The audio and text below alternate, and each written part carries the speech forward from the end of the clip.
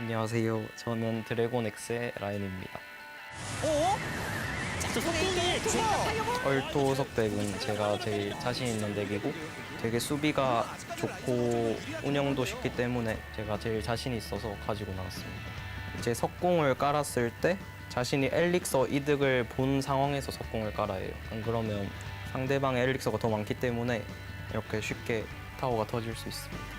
이 덱의 장점은 이제 얼토메라고 방어가 정말 좋아요. 이 덱의 약점은 일단 광부와 그리고 머스킷병, 얼음 마법사와 이 메가 미니언이 덱에서 주된 이제 유닛인데 원거리 유닛을 잡기가 되게 힘들어서 머스킷병한테 약한 것 같아요. 혼자 하면 돼요? 말하면서 해야 돼요? 일단은 첫 패에 통나무가 있으면 패풀 겸 굴러주시는 게 좋아요.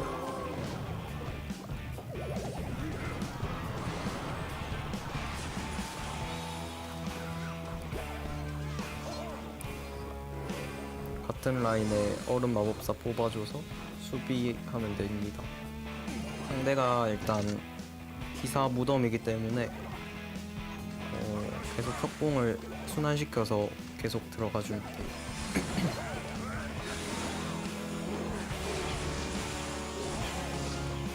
이렇게 얼음 골렘으로 탱커를 해주고 석궁이 딜을 많이 못 줬네요.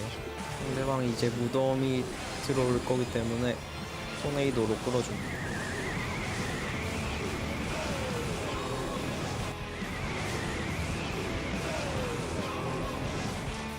이제 킹타워가 열린 상황에서는 상대방이 빈결이 없기 때문에 수비 석궁을 박아주면서 로켓질을 하시면 돼요.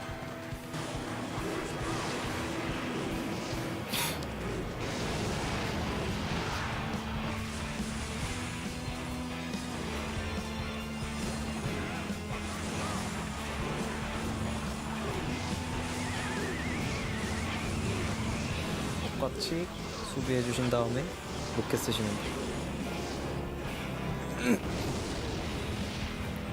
이제 로켓을 한 번 던지면 끝나기 때문에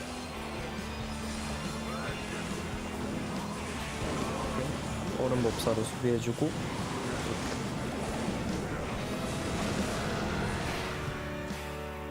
이 덱은 토네이도를 활용해서 수비하는 덱이기 때문에 토네이도가 있는 덱을 많이 쓰시는 유저분이라면 꼭 한번 써보시길 바랍니다. Hola, soy XPedro15, jugador de Kicks.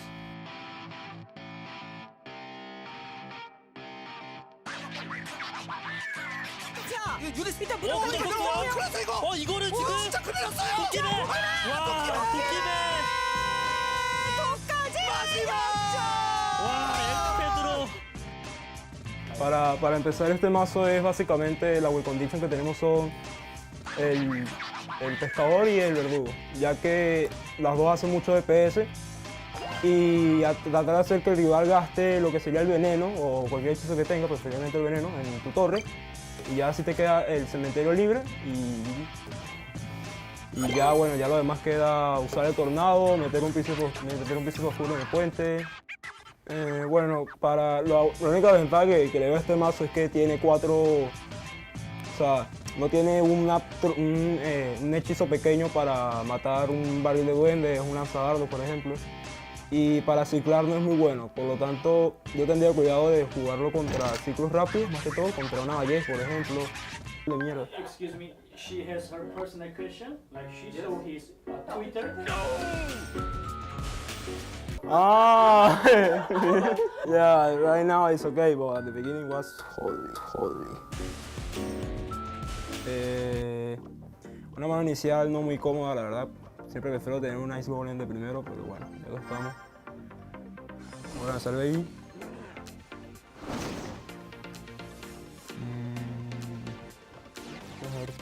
Creo que tiene ballesta. Vamos probable. Sí, tiene ballesta.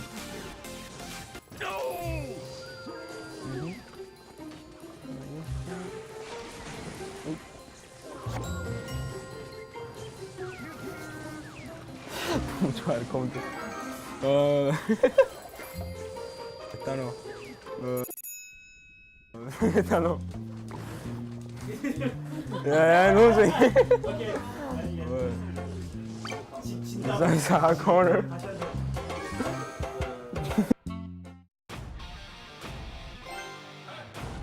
Bueno, vamos a ver si podemos ganar esta partida. La veo muy complicada, la verdad. Pero bueno, vamos a intentarlo. Uf, bueno. Vamos a ver. Uy, bueno, esto está mejor. Tiene mucho elixir ahorita. Malos esqueletos, la verdad. Había sido mucho más antes, pero bueno, sigue estando bien para él.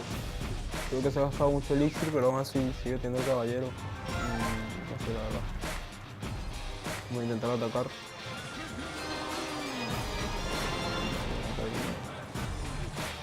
Creo que tiene cohete, por lo tanto sigue habiendo algún chance, pero no mucho. Se está poniendo con ballesta por el otro lado, así que vamos a ver si le hacemos un trade. Creo que no está. Solo creo que se muere, debería. Ok, tiene bola. Lo que es mucho mejor para mí. Vamos a ir ya haciendo un poco de daño. Y bueno, yo creo que esta partida... No, todavía no. No decidido. Faltan 2 cartas para el veneno. Bueno, yo todavía no se ha rendido, pero casi. Listo, ya que ya. Y ya sería la partida. Como ya dije, o sea, es muy complicado jugar contra este mazo, contra un tipo de mazo así, pero bueno, se puede seguir ganando. Bueno, la ventaja que tiene este deck es que están las 2 cartas creo que más rotas del meta actualmente, y la que está pescador y verdugo. Ya con eso cualquier mazo creo que va muy bien. Y sí, yo creo que la ventaja es eso. Bueno, un consejo para utilizar este mazo es saber utilizar lo que es el Fisherman y el verdugo, y saber armar un buen ataque con muchas tropas de atrás, siempre empezar desde atrás, ya sea con Príncipe Oscuro, con un Baby Dragon, con un Ice Golem. Y sí, más que todo es armar un big push desde atrás y ya luego meterle el cementerio y así, básicamente.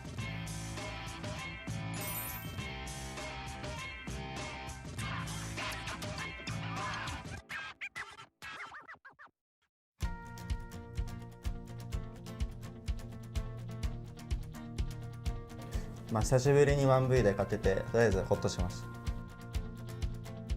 た。試合自体にはあまり勝ててなかったんですけど、最近チームとしてですけど、みんなポジティブでしっかり練習して個人個人が毎日練習に励んでいたので、全然チームの雰囲気としてはもう、悪くは全然なくて、もうよりと言いますか、めちゃくちゃいい雰囲気ではありました。そうですね、こう試合のプレーでなんだろうな、なんて言うんだろうな、結構トシロ選手が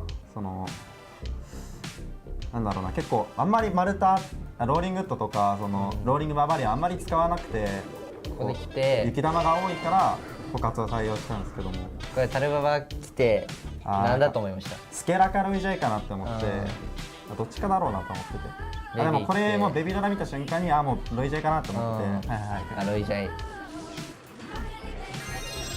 そうですね。でもこれ相手のロイ良かったですね。でも相手これはうまいロイです。相手もここ右に呪文使んないで、呪文温存してたからゴブリンギャングを出さなかったんで、縦戦で相手防衛しましたね。完封できるけど相手しなかった。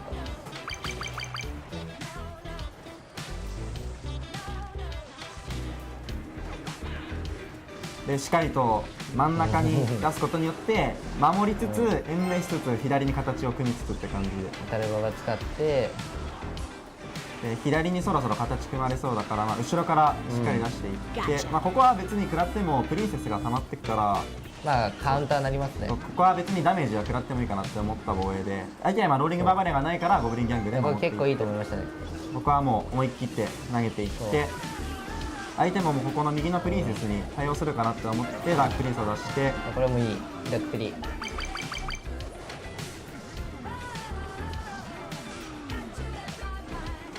こもなんかダメージを少しでもなんか食らってもいいからユニットを残すような出し方してて、でここからはプリンセスの出す位置を右向きから左向きにサイドを変えてて、そのどうしても右に流れちゃうと3コスト後でもったいない処理をされちゃうから、ここからはもうプリンセスを攻めに使うためにサイドを切り替えます。ここね、うわー怖い。入ってほしかったですけどね、プリン。そうなんだよな。でこのダメージだとローリングバーバリア打たれても、打たれたらプリンセス死んじゃうんだけども、相手もそのここからダメージ相手も入れられないから、このプリンセスをうまく生かしていけば勝てるかなって思って、ここはもう相手の陸の受けが足りないからどんどん出していって、あ、めっちゃいい攻め。だけど相手の受けがうまいですね。ま流れが完全に来てますね今。あ、ここはもう攻めの時間が来てて、相手に攻めの時間を与えさせない。でここの処理も相手しないといけない。常にプリンセスがいる状況を作ってて、常にアドバを取ってますし、でロイジャー出されそうなタイミングでここはバレルを投げてて、ベビドラ見た瞬間にプリンセス戦目、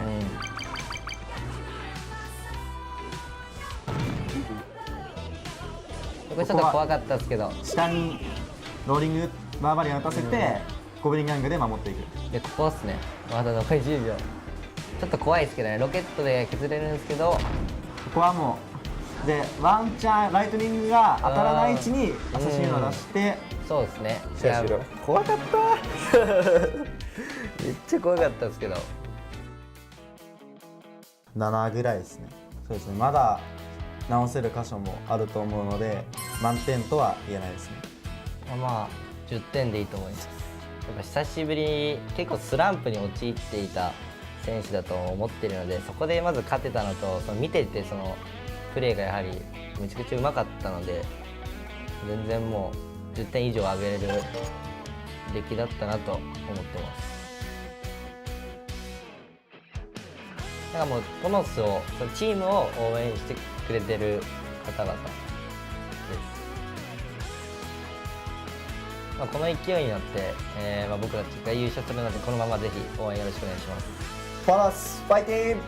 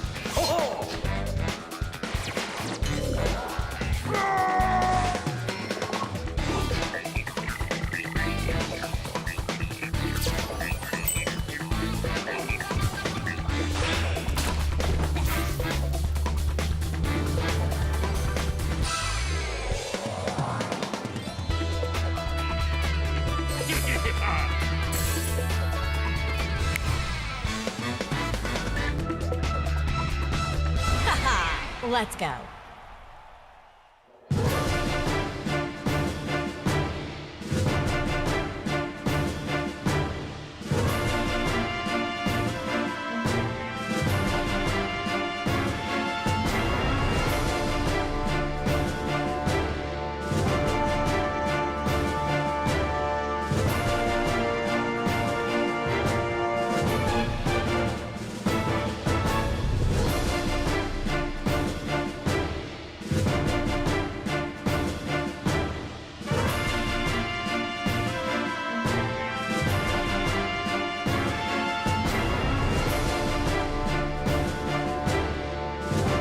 What is up, everybody? Welcome to Clash Royale League Asia.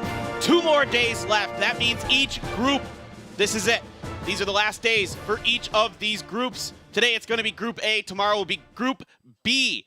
So everything is on the line now in terms of who's going to make it to the playoffs and who is not, and what their seeding is going to be there. I'm Paper Thin, ending life. With me once again, oh boy, today is really going to be nuts. There is so much that can happen today, and so many different ways that this can shake out. Exactly. And we do have a couple more teams that are made or that have secured their spots into the playoffs, but today, like Paper Thin said, we have so many different ways that this could turn out, because even first place teams that already made it into the seed, they have to decide, are they going to stay in first place? Are they going to be brought down to second place? Because that also determines who they're going to go up against in Group B. So there's so many things, so many changes that will be made today, and that's what makes today and even tomorrow for Group B exciting.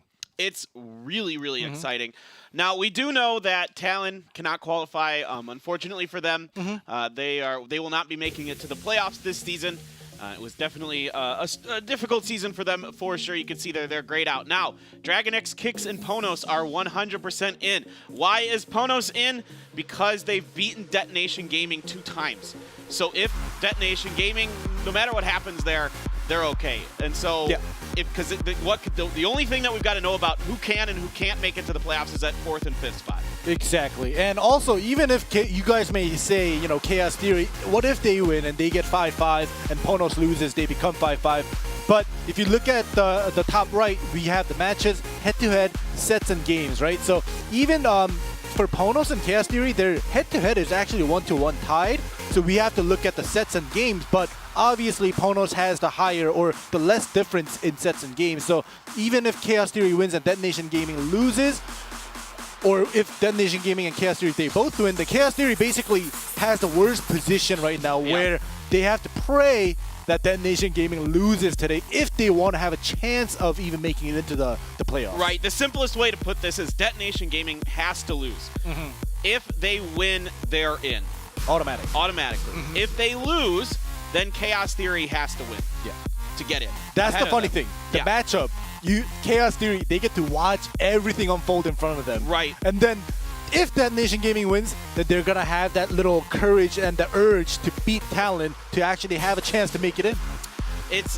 It's a huge amount of pressure for Chaos Theory, and you got to sit there and watch these first 2 matches. That is brutal. That is just so brutal for you as a person psychologically to go through that. That's just All right. Well, this is an important matchup for a couple reasons.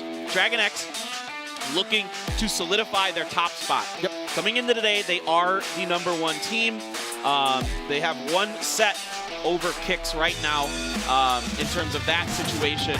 So if it comes down to that, I think they've split. Yeah, they are split head-to-head. Yeah, they won once, they lost once. So if Kicks and DragonX are tied in match score, we have to go all the way to sets. And like you just mentioned, it's just the 1 difference. So the reason that you want to stay first is because you'll go against the 4th place team of your opposite group, which is Group B, rather than become 2nd place and go up against a 3rd place team, which is going to be a little bit closer. And let's say, PONOS wins here, okay? And then Kicks loses. Right? Then things start to get really bananas at the top of this. Now, they will not supplant Kicks because PONOS has lost to Kicks both times they've played, so Kicks would still be ahead of them. And then it's going to come down to the sets for Kicks versus DragonX, and then it would have a split set between PONOS and DragonX because they would have won here, and then DragonX would have lost. So then we go back over to the set things, but PONOS is too far behind in sets actually, so no matter what, they can't do it.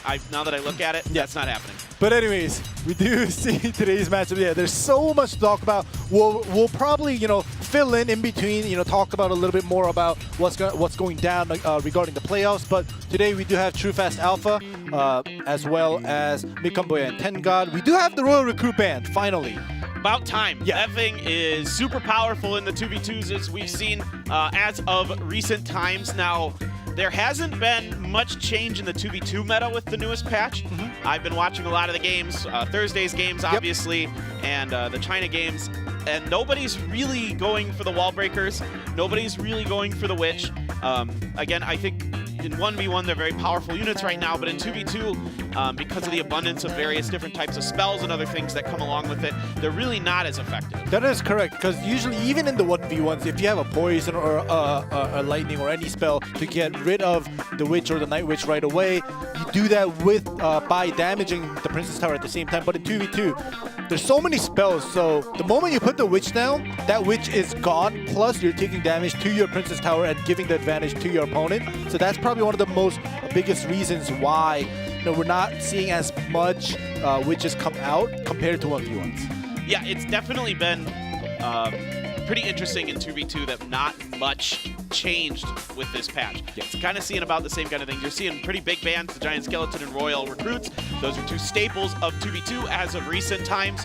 So it's going to be Mikan, Boya, and his partner Tengan against True Fast and Alpha, who have been darn good at 2v2s this season. This is an exciting matchup. PONOS, they'd like this, but it's not the end of the world for them. DragonX, I think actually in a way DragonX kind of has a little bit more to play for, because if they win, then they're the top spot. Definitely. But all in all, I think the top 3 teams that have already made it in Group A won't have that much of a big issue. But yeah, we do see the wall breaker come out here. All right, well, they're just proving me wrong right out the gate. They're going to try it. You didn't see any wall breakers that I remember in the China 2v2 the other day. So this is pretty fascinating that we're going to give this a go here with PONOS. All right, well, we'll see how if they decided to bring both wall breakers or just one set of wall breakers and something else. But usually in the 2v2s, that's what we see. We both have a very similar winning condition decks. Defensive poison to get rid of that graveyard here. Well, and I feel like, with those Mega Knights, it makes it a lot harder here for PONOS to get those wall breakers in, because you can either use the jump or, the area splash damage is pretty good. The Dark Prince as well is very good against the wall breakers. You can drop him and get the wall breakers both killed before they make it to the Princess Tower. So I feel like right now, I think DragonX has a slight advantage in what I've seen, just in terms of able to defend what PONOS wants to do. It just feels like you say slight, but I have to say DragonX just has a bigger advantage, just straight up, because other than the minor chip that PONOS will be going through or doing to DragonX, there's nothing really much that they can do, because DragonX, they have so many units that can defend against the wall breakers that, other than the minor chip, as long as they kind of manage the minor chip and then kind of do a counter push to do more damage, by counter pushing, I think DragonX probably has this in the bag. Yeah, you can set up for these big graveyard pushes, and we can assume that there is potentially a freeze on the back here somewhere. There it is, indeed. The freeze comes down. A bit of damage, but with that defensive poison, PONOS is able to weather that storm pretty well. All right, so a big counter push, but the Infernal Tower, perfect against defending against the P.E.K.K.A, but he's not even across the bridge yet. Ooh, great defense. Very close. Yeah. Great defense there from DragonX, using that Ice Wizard and the Snowball to defend the wall breakers. But the bottom right takes a little bit more damage here, so they're down by about 200 right now, is DragonX. All right, well, so far it's going the other way. The chip damage from PONOS is definitely adding up. They're starting to predict correctly with that Musketeer and even putting down the Dark Prince there just in case. But the graveyard and the poison, the chip damage that will constantly go in from DragonX will definitely keep them at bay for a moment. Yeah, the change up here from DragonX using the poison, because that PONOS has that poison available for defense. They're not going to use a good tornado to get everything off of their Princess Towers, but another miner right away coming through. Ice Wizard here, but now there is a Skeleton Barrel. They're saving a spell. I'm assuming there is a Snowball coming or something. No! DragonX is going to let that go. Okay. So they're willing to sacrifice a Skell Barrel and all of that skeleton just landing on. They're focusing on their push at the top right. They're going to have to find a way for that freeze, and they do. There's actually just not great spawns there on that top graveyard for DragonX. All of it spawned on the right-hand side. The guards were already there, so even with the freeze, there was plenty of tank available to deal with those skeletons from the graveyard. Now the miners coming in on the left-hand side, another skeleton barrel. Tornado this time going to drag all of that away but DragonX finding a very difficult situation. There are two key cards that came out from PONOS, the Poison and the P.E.K.K.A. The P.E.K.K.A. eliminates the Mega Knights, the Poison keeps the graveyard. Exactly. In the beginning, we were looking at the minor wall breaker and saying that DragonX probably has the advantage, but the moment that the Poison and the defensive Poison and the P.E.K.K.A. came down for the Mega Knight, things started to turn, and the chip damage now is just starting to hurt DragonX. And look at that, 500 HP left, bottom left. Yeah, True Fast is already kind of looking a little bit defeated. There doesn't seem to be any answers available for DragonX. I'm not sure, thinking off the top of my head, the what P.E.K.K.A. they could change. Oh, just in time with that Mega Knight. It is not bad defense. You're going to activate your King Tower, but too little, too late. The Fireball comes in. Down goes DragonX. It's going to be Mikan Boya and Tengad taking game number 1. Yep, definitely. Good thing that they had the P.E.K.K.A. in hand. I was so focused on the Wallbreaker Miner that and I was like, all right, well, they have the Dark Prince, they have the Ice Wizard, they have the Log, they have the Giant Snowball, they have so many units to get rid of everything, but yeah, like, it was when it on initial glance, right? You look at the first, you try to kind of guess what's going to happen. You see the first maybe 8 cards from each team, and you're trying to kind of like figure out, all right, we're going to try to piece together what we're seeing, try to make an idea of what's going to happen. But what's so crucial, what's so cool about 2v2 is what ends up following that.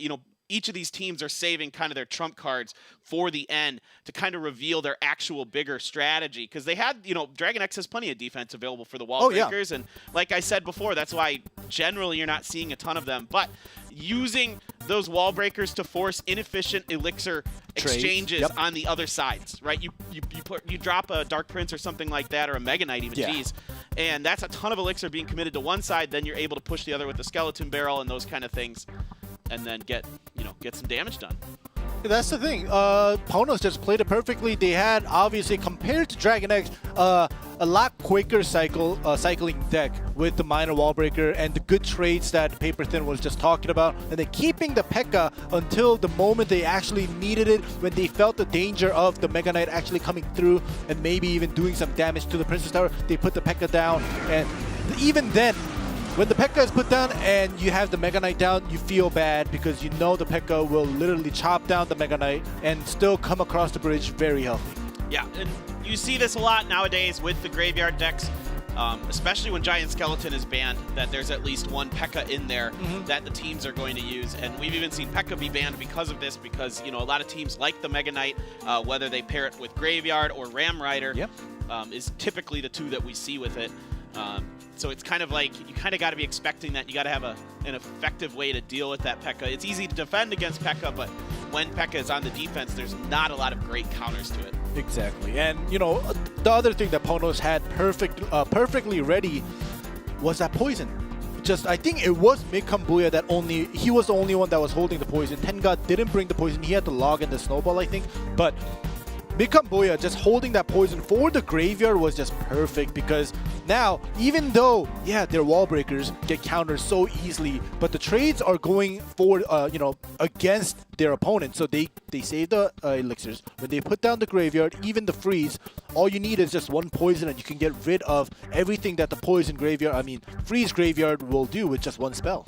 Exactly, and on top of that, there was some good units available for defense there that could take up a lot of space and soak up damage even while they're frozen.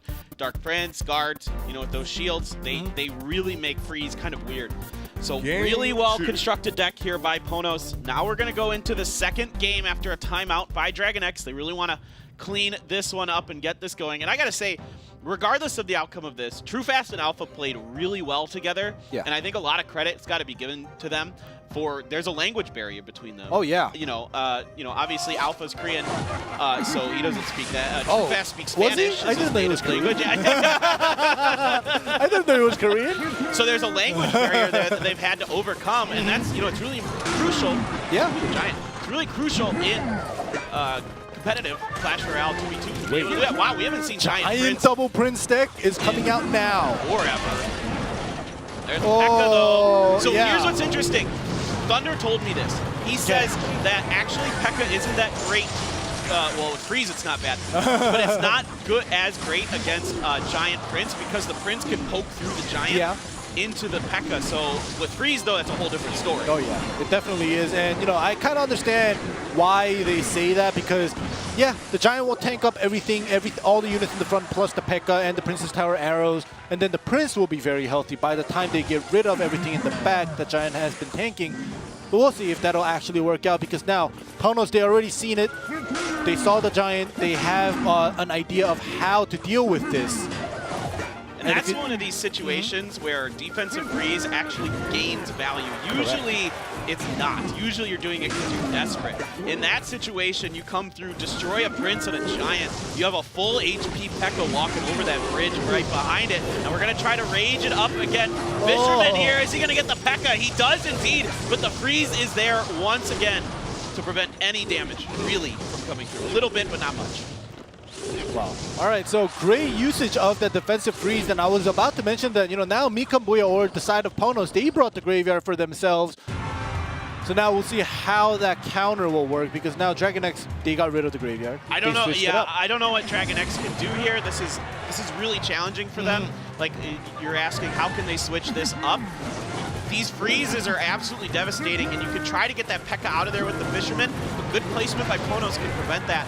So they have a real uphill challenge coming here, and it doesn't look like in terms of spell damage they're really going to be able to outduel them in that situation. Correct, and even the baby dragons, right? When you have two or even just one baby dragon placed in front of a double Prince Giant, the splash damage, even though it's very tiny, it's still going to get a lot of value out of it against a double Prince Giant deck. So right now, PONOS, it just seems like they have it in the bag with just looking at the decks, because they even have the P.E.K.K.A., they have the freeze to use for defensive uses, and even offensive graveyard freeze if they wanted to. Yeah, the Ice Wizard is really beneficial in all of this as well, because he's splashing into the Princes that are behind the Giant, slowing all of that up as well. So this is, you can already see TrueFast is trying to think his way around this problem. He seems to be kind of the leader when these two are on their 2v2s, kind of the play caller, if you will. And he's trying to think of something great. Freeze here. The Giant's going to eat up a fair amount of damage at least, but that poison as well, plus a couple hits from those skeletons. DragonX needs to find a way through this. They might consider like trying to get a unit or two in front of the Giant, but I don't know what else they can try. That's the only thing I've got off the top of my head, and I don't even think it's a good idea. Yeah, they even put down the Rage spell because they thought the counter push with the double Prince and the Giant in the front pretty healthy could have made it to the Princess Tower. Not too much damage here. But this time, once again, it's the opposite of game number one. They had DragonX this time has, or using the defensive poison will actually nullify that graveyard. Yeah, and at this point, PONOS is like so far ahead. Look at how much elixir there is. They actually just go ahead and just cycling poison for damage onto the Princess Tower. There was no other, they got a little bit onto some units, but nothing super valuable. That Giant is just getting absolutely torn apart between the P.E.K.K.A.s and the Musketeers. Look at this. It's everything, just absolutely It brought the Brawler even closer to the bridge. There you go. PONOS does it. All right, well, very well played. The first game number one, when we saw like 4 to 5 cards, it felt like as if DragonX had it in the bag. But obviously, you can't just look at half the book and just, you know, predict the ending of the book, right? PONOS, they had stuff hidden. They were calculating when they wanted to use some of the cards. They were saving it up. They were able to come back in game number one. And then game number two, just a clean win. Dollars for donuts. PONOS is one of the best 2v2 teams in the world. Yeah. Period, end of story. Especially Mikanbuya and Tengad this season. Of course, last season, it was Raiki Jones and Rad who went undefeated during the regular season in 2v2s. Mikanbuya now 4-1 in their sets in 2v2 with Tengad. And this is crazy. Should we call it Mikangad or Tenboya? Tenboya? Neither of them rolls off the tongue very well. Mikangad? I don't know. That's too many syllables. I know. Mikangad. Mikangad? Me-God. No. All right. Well, that's just a little... yeah, that's okay. Yeah. It's a little egotistical there. But yeah, this was the first game where, you know, Mikanbuya decides to bring a poison in, and they were using that graveyard deck, freeze. DragonX couldn't do anything with the graveyard, unfortunately, because of just that one freeze. And in game number two, what was great was PONOS, they brought double poison, so they were using, one poison was for that graveyard poison to do the damage, to get rid of the small units. The second poison that you called out was just literally to cycle through and do damage to the Princess Tower plus the Musketeer and the double Princess that were coming through, so they put it like on But that's top. how far ahead they were. Correct. That's what's crazy. They were able they to could afford cycle. to do that. That is absolutely insane. All right, well, it's going to be up to Line. Excellent in 1v1s, 5 and 2. They call him the ace now for DragonX, of course. He has been so good for them throughout, going up against Kota. So once again, we're continuing with this strategy from PONOS where they rotate. Everybody gets to play 1v1s. Now it's Kota. He did lose to Raya when they played Detonation 1-2, but this is a different meta. This is a different patch. Anything is possible here for Kota. I'm really curious to see what kind of decks these guys are thinking about bringing. Of course, we've seen a ton of wall breakers in Witch now with the Witch change and the wall breaker buff, a huge wall breaker buff. So we're seeing a ton of that kind of stuff come through with various, setups around them. But almost every time I watched on Thursday and then on the China League from the other day, it's basically like 80% of the games have either wall breakers or a witch in them now because of the changes. So clearly players very highly valuing those. And what will be the decisions from these two players? What are they going to bring? Game 1. I'm excited. Let's go. Line versus Kota. Kota looking to close it out for PONOS. Give them a win and just maybe adjust their playoff potential spot by maybe just a little bit, depending. Yeah, but we'll see.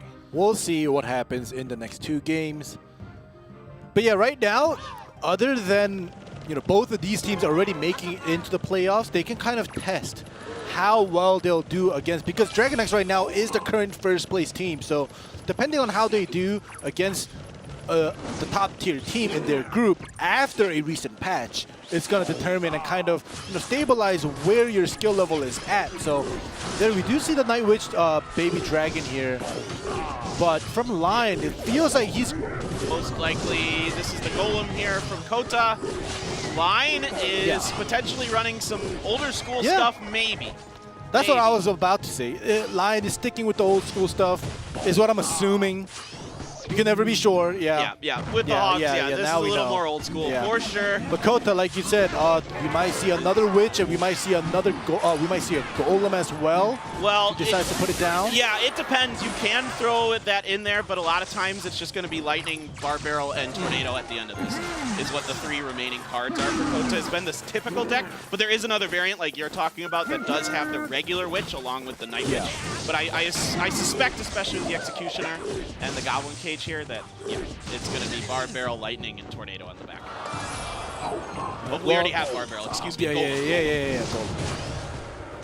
But anyways, either way, Kota, he's definitely gonna just try to defend until the double elixir time, which we're gonna soon get into. But for now, Lion, he needs to pressure. He probably has an assumption of what Kota has from kind of studying up after the patch happened, and he knows that he needs to start chipping down even more than this, because 1900, that's too much HP right now. Yeah, I agree. Oh, this there is we go. really scary here for Line, because what's going to happen is you're going to get this critical mass of stuff behind this golem, and it gets really nasty to deal with it. All the bats from the Night Witch, plus the Executioner, plus this Goblin Brawler, there just aren't enough spells available. The Baby Dragon as well to deal with any AoE. Basically, like, this ball of death is going to be rolling through now. He's done a good job so far mitigating the damage. There we go. There's a decent lightning from Kota, but I think maybe he wanted to hit a little bit more with that. He kind of shook his head a little bit there. The Mega Knight's going to come through,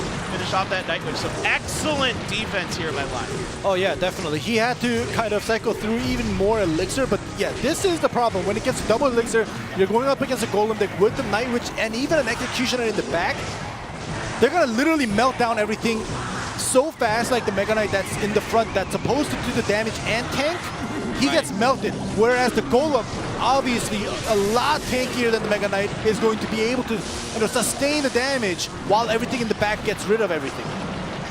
really good placement here by Line with his Dark Prince and his Mega Minion to wrap up the back line behind that Golem. So he's doing an excellent job defending all this. A little bit of damage with those Hogs, but they end up activating the King Tower, so that's a nice little bonus here. Oh, great placement of that Magic Archer. That is sick nasty from Line. That is a ton of damage. I was just about to compliment Kota on him basically catching up in damage onto the tower, but that was a huge moment there for Line. Really shifted the balance of this. Yeah, you can tell that Line had it calculated perfectly, because usually you don't bridge spam a Magic Archer when it's about to die, and he just puts it down because he knows he's gonna get at least 3 to 4 piercing arrows in. But here we go. This is the problem now. The Golem. Now the 6 bats getting rid of that. Yeah, the snowball was already used, but that's okay because the Ewiz ends up cleaning up the baby dragon. Gonna get a little bit of damage here from the Golemites, but not too much, just a little bit with their death damage. And once again, this is excellent play with the Magic Archer by Line, having a really good read on what the angles are and making them happen whenever Kota's dropping these units on the left-hand side. So that's also another great play that Line is doing. He's staggering the units so that it doesn't all get lightning, plus the Princess Tower doesn't take any damage. Because Kota, with the lightning, he wants to get 2 units plus the Princess Tower, but Line is not allowing that. And his defense with the Ewiz stopping the Golemites or the Golem before it gets to the tower, and also the Goblin Cage that has been doing a great job. Right now, he's a little bit in a dangerous position, but still well defended considering that the Goblin Cage wasn't even put down. Yeah, Kota did a great job there bottlenecking things at the bridge and utilizing that damage, that tremendous damage that the Executioner can do to get a lot more healthy units across the bridge that time, forcing some bad trades there. And the Lightning, it's not getting as much value as you'd like here for Kota, but that last time he was able to kind of find the right combination. If you can get that Magic Archer and the Ewiz with that Lightning, bammo, that's really nice. That's really good. Now, what's going to happen here with this? Okay. Oh, Tornado's not going to catch all of the Hogs, and they'll do some chip damage. And even the Magic Archer gets 1 piercing arrow in. Oh boy, this is dangerous. He has no answers. Yep, Kota shakes his head. It is Line once again showing some excellent games. Really fascinating stuff here. Line just going not what we're seeing from the meta really at all. Going way off of the meta in my opinion, and going over to those Royal Hogs Mega Knight deck. But it's really nice in that situation because the deck that Kota has, you know, there aren't amazing situations to use the Lightning. You don't want to do it against a Dark Prince when he has his shield up. You know, you don't want to do it against a Goblin Cage. You don't want to do it against, you know, the Mega Knight. You're not getting any value out of it. Yeah, and you know, what I want to compliment Line also is about that he's sticking with the old school decks, right? And it just shows that he's so confident. He can stick with the deck he's comfortable with. And look at this moment, like moments like this. The calculations, the placement, the timing is how he won. He just literally used the Mega Knight to tank and defend. He didn't expect the Mega Knight to get a jump damage onto the Princess Tower. All the damage that was done was that piercing arrow from his Magic Archer. Pretty much. I mean, that you got to give him insane props. That's the real story of this, of course, was this Magic Archer usage. I don't know about that tornado there, but this Magic Archer usage is so good. I mean, just top tier, you know, baiting his opponent into situations where he can just drop that Archer and start getting some damage. Fantastic stuff from Line. Now Kota has to find a way to turn this around. Try to get 2 games off a Line, and that is no easy task. No, it definitely isn't, because when you know that Line is able to, it just feels like with that Magic Archer in game 1, I'm still like very amazed because there were at least 3 to 4 moments with the Magic Archer where he literally places it and it feels like he knows which squares to put the Magic Archer. Then whenever the unit is coming from his opponent, like he knows, all right, this one is gonna get at least 1 to 2 piercing arrows in no matter what. Yeah. Because even if like a Dark Prince is running or if something is coming across closer to the bridge and that Magic Archer gets 1 shot at a certain moment, it goes to the Princess Tower. It just felt like Line knew all of that. Yeah, and there isn't, you know, again, you don't have that fireball there or that poison, so whatever spell you're going to use against the Magic Archer might not be that efficient, and when it's way up by the bridge like that, it's a lot harder to make the lightning connect onto the, you know, Princess Tower like you would like as well. So it's hard to get a spell onto him, and Line, knowing that, took full advantage of it, just abusing Kota with that Magic Archer. So it's going to be game number 2 between these 2 players. If Line takes this, we move right over to King of the Hill in a very quick fashion, as the 2v2 was a quick 2-0. Yeah. If Line just takes this one, then we have a really fascinating King of the Hill coming up. Not surprising to see any bar barrels or logs nowadays in 1v1 because of those wall breakers. All right, I'm gonna go out on a limb. Giant Witch. For who? For Line. For Line. Yeah, that's my prediction. I'm probably totally wrong because he went old school last time. I don't think he's gonna go for the new school, but we'll see, maybe. And Kota, Baby Dragon, not too much information on Hunter here. So now I'm probably wrong. The Hunter usually doesn't fit into that deck. Yeah. Could be Sparky. Do you think he's going like all the way back?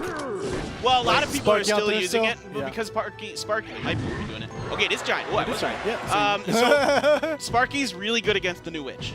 It's really powerful against it. Ooh, Mega Knight here from Kota. It's really powerful against it because with the way that the skeletons actually spread, you get actually in on the Witch a little quicker than you used to with Sparky, which is fascinating. Ooh. Oh, great. Lovely placement by Line. That's just so good. One punch even from our one punch man. Yep. The Giant. Now you're pulling some stuff around. That Prince, that Dark Prince, gonna get some big hits in. The Fisherman's on there as well. A ton of damage done. And even the pellets from the Hunters have been going in 3 times, even though it's a small amount of damage. Each pellet doing 70. I think like 2 to 3 pellets were hitting each time. But yeah, the Fisherman getting, I think, like at least 2 swings. The Dark Prince getting a couple swings. Even the Hunter, so much damage done. You can see it was literally just one push, and there's only 600 HP left. So far, no witches or wall breakers here, Yeah. so this is pretty fascinating. We'll see if exactly what they've got on the back end.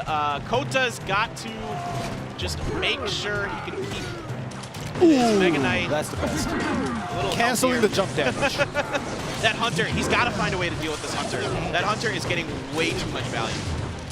See, that's the thing. Kota basically decided to bring a very similar deck other than the Giant and the Mega Knight difference. The Fisherman Hunter, he wants to do what Lion is doing, but he hasn't been able to do that. All right, Graveyard here for Kota. The defensive poison is going to be the final card for Lion. Really fascinating that he's bringing poison in this with no miner here. That's quite an interesting spell choice, but it is the right one, as there is a Graveyard from Kota, so this makes things really difficult for Kota. You got to assume it's probably a poison for Kota on the back end of this, but he's probably not even going to be able to get a chance to use it. Nope. Because that is going to be GG, and Line makes quick work of Kota. This guy is a monster. 6-2 on his sets for the season in 1v1s is how he's going to wrap this one out. Jeez. It's like he read Kota like a book. Yeah, he definitely did. It felt like, and Lion's playstyle very defensive, and he's literally using even in game 1 and 2. The big units that, you know, people will personally think as, all right, this may be my winning condition in this game, depending on, you know, what kind of building cards my opponent has. But all the heavier decks or heavier units, Lion just uses for defense. And he just, the counter push, the small units, the small chip damage that goes in adds up. And Lion was able to defeat Kota in the same way and fashion in both games.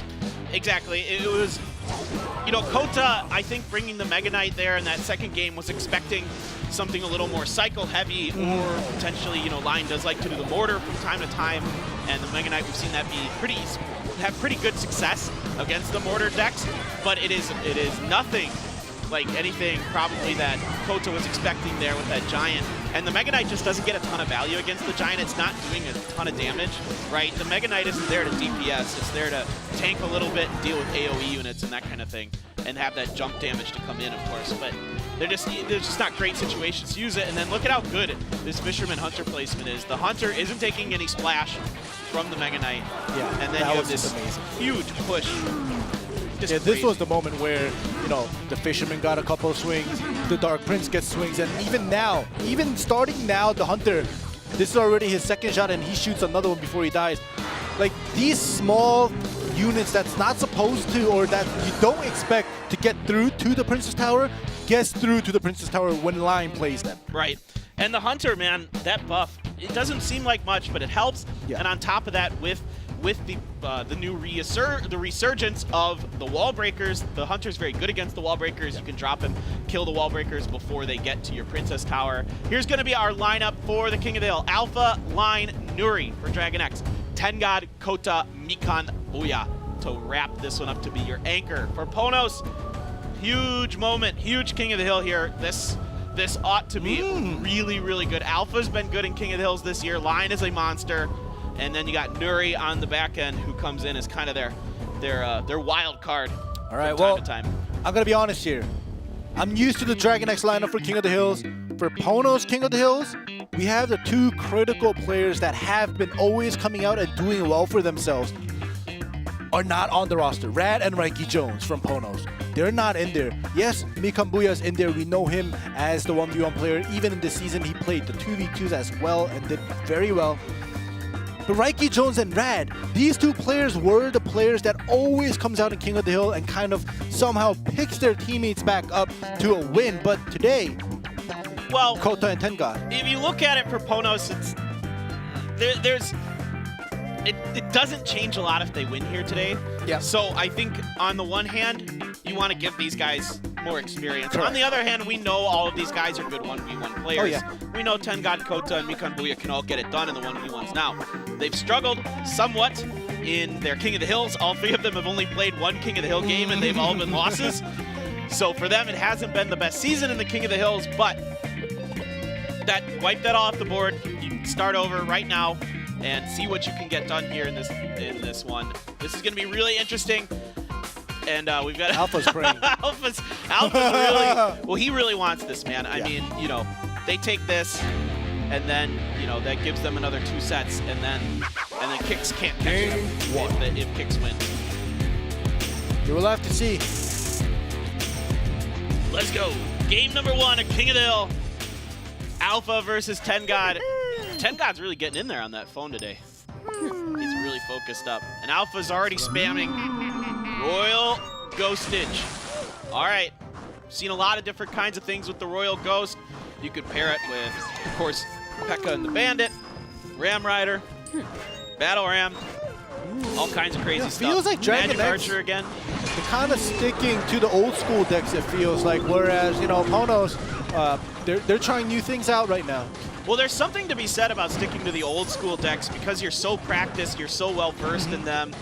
Tengad here, I wonder if he's got a balloon somewhere in this. Yeah, it could be a balloon. It could still be a minor wall breaker with even the bats, but it could be the balloon, the minor. Definitely balloon. Okay. Definitely Yeah, balloon. the lumberjack comes out. Ooh boy, you're gonna get the Battle Ram charge in there. The Ewiz is splashing on there as well. And one of the barbs was actually slashing through on the Princess Tower, so. Yep, that was quite a nice push for Alpha there. Going right back to the Battle Ram deck. The tried and true. The deck that has just been around for all of this year, basically, and continues to find success. But you can do some tricky things with that balloon. You just got to find the right timing. Like right now, balloon, balloon, balloon, left side, Tengad, do it, do it, do it, do it. But he had already dropped that lumberjack, so I don't think he wants to do it because he wants to get that rage. All right, well, there we go with the balloon. Just a solo balloon just going all in, and the Ewiz placement nice. Early Ewiz is going to allow that balloon to not get anything done. Yeah, it'll get the death damage, but that's it. Now you're gonna, as you like to say, make P.E.K.K.A look stupid here and drag him around. But look at this, this is totally fine. Yeah. I don't think Alpha minds this at all, because now you've got the Ewiz for backup, you got the poison up front taking care of that Musketeer. Now you're having to commit a ton of resources onto this left-hand side, and the P.E.K.K.A gets some massive swings. And if you notice, I think it was a mistake for Tengad's placement of the bar barrel because he wanted to pull the P.E.K.K.A back with the bar barrel barbarian spawn, but he didn't turn back, and he just decided to focus on the Princess Tower. And now Tengad, he has to make that balloon work. Yep, he has to. Yep, the Ewiz. All right, this could work here. There's nothing left to defend the balloon. It's raised up. The snowball as well. It's going to get one more. Can it get another? I think it's going to come up just short here of killing it. 198 left on the bottom left. I don't know what he can do now. He's going to have to try again. Spam it. Yep, he's just gonna have to spam it, but it doesn't matter. Alpha's fine with this. He's gonna go right. Take my tower. That's fine. So we're gonna get some piercing damage from the Magic Archer in. Ooh, just misses that. He got one in. But yeah, Alpha, he knew that one's gonna go down. He wanted to get that tower down, and he does. All right, well, TenGod, he needed to keep the pace to himself with the deck that he brought. He couldn't, he gave Alpha too much time to set up his bridge spam. Yep. Especially when the P.E.K.K.A was placed behind the King Tower. Those are some of the moments where, as a balloon or any cycling decks, right, you want to counter push it so you can't have anything supporting the P.E.K.K.A, or because it's so easy to just make that single P.E.K.K.A unit without any support in the back, make it dumb like he was doing right now. Even though this was a very unfortunate situation where he got the support. Now it's got support. Yeah. So yeah, in this kind of situation, yeah, it's bad. But either way, just a solo lonely P.E.K.K.A is easy to deal with. So I think like TenGod, he should have tried to make the game pace like his own rather than wait and defend the neck count. 100%. Yeah. 100% I agree with you. I really expected him once, because that P.E.K.K.A is 7. What good balloon players will do to you is when you drop something that's heavier, more expensive than the balloon, they'll just fling the balloon in the other lane. Because now you are at a disadvantage in that other lane. You have to find a way to come up with that elixir. Now, if he has the E-Wiz or whatever, then he can, basically just mitigate it so the balloon only does its death damage. But even still, you're allowing yourself more time then to build up a defense for that P.E.K.K.A as well, forcing a bunch of other elixirs. So your opponent basically has 0 elixir to work with, while you've got 5 or so yourself potentially. Correct. Because just a balloon, like a lonely balloon versus a P.E.K.K.A is already a 2 elixir, advantage there. And like you said, if he puts down an E-Wiz or something else to defend against a balloon, he's gonna spend more. P.E.K.K.A is gonna be very easy to defend against. But now up is Kota. He just got 2-0'd by Line. We'll see if that one short game of TenGod that has been played was enough for him to kind of recover. I'm really fascinated to see what Kota's going to do now.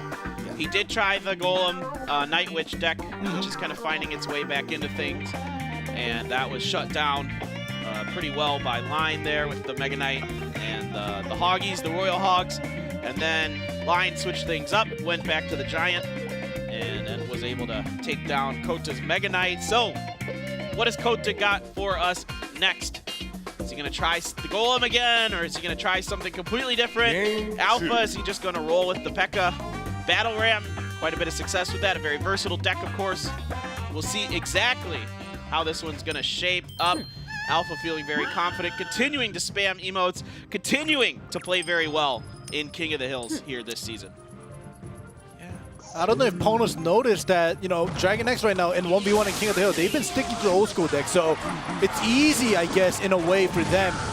Nice activation of the King Tower, but still, it's easy for them to kind of understand what deck they might have brought by looking at a couple cards that are put down, because, they're not mixing in the wall breakers. They're not doing the minor wall breaker poison deck, the variant, and and this you don't want. Kota didn't feel like he had any kind of answers. I guess he's just going to wait and go for a big P.E.K.K.A push of his own. Alpha looking to be some kind of fireball bait deck here. Yes, indeed, with the Magic Archer, 1,000,000% fireball bait. But Kota most likely not running a fireball in here. Maybe a poison from time to time. You will see that with the P.E.K.K.A and with the Battle Ram. Okay. So this is just going to be an attempt to just try to... All right, so Kota's just running the deck Alpha one win, and now he's trying to do a trade. Top left getting very, very weak. That Magic Archer just piercing the heck out of it. And on the bottom right, the P.E.K.K.A's going to get the swing. But he's very healthy. The P.E.K.K.A's still healthy. The Barb will take a couple damage from the King Tower. I think P.E.K.K.A will get 2 swings. 1 swing in, okay. But 2 swings in. So a fascinating decision made by Kota here to let that flying machine get a bunch of damage in and then just wait for his elixir to build for that P.E.K.K.A push, and well thought out by him. It paid off. Yeah, definitely a trade. I'm just going to call it a trade because there's only 90 HP left on the top left. But either way, the pocket's open. Kota's not going to use the pocket yet. He's going to go for a 3 crown. It seems like he's going to build up another another big push, and nice Fisherman to just get the Magic Archer closer. If you can get able to kill it here without a problem. The Bandit is put down. There's some math, but immediately Okay, the Magic Archer gets was a huge great mistake. angle onto there. Going to use the Earthquake here from Alpha. Fascinating thing to bring in this deck for him. They're expecting some kind of building. Huge push! This is about to be a 3-crown. There's nothing left for defense. There's that poison I was talking about. Down goes Alpha.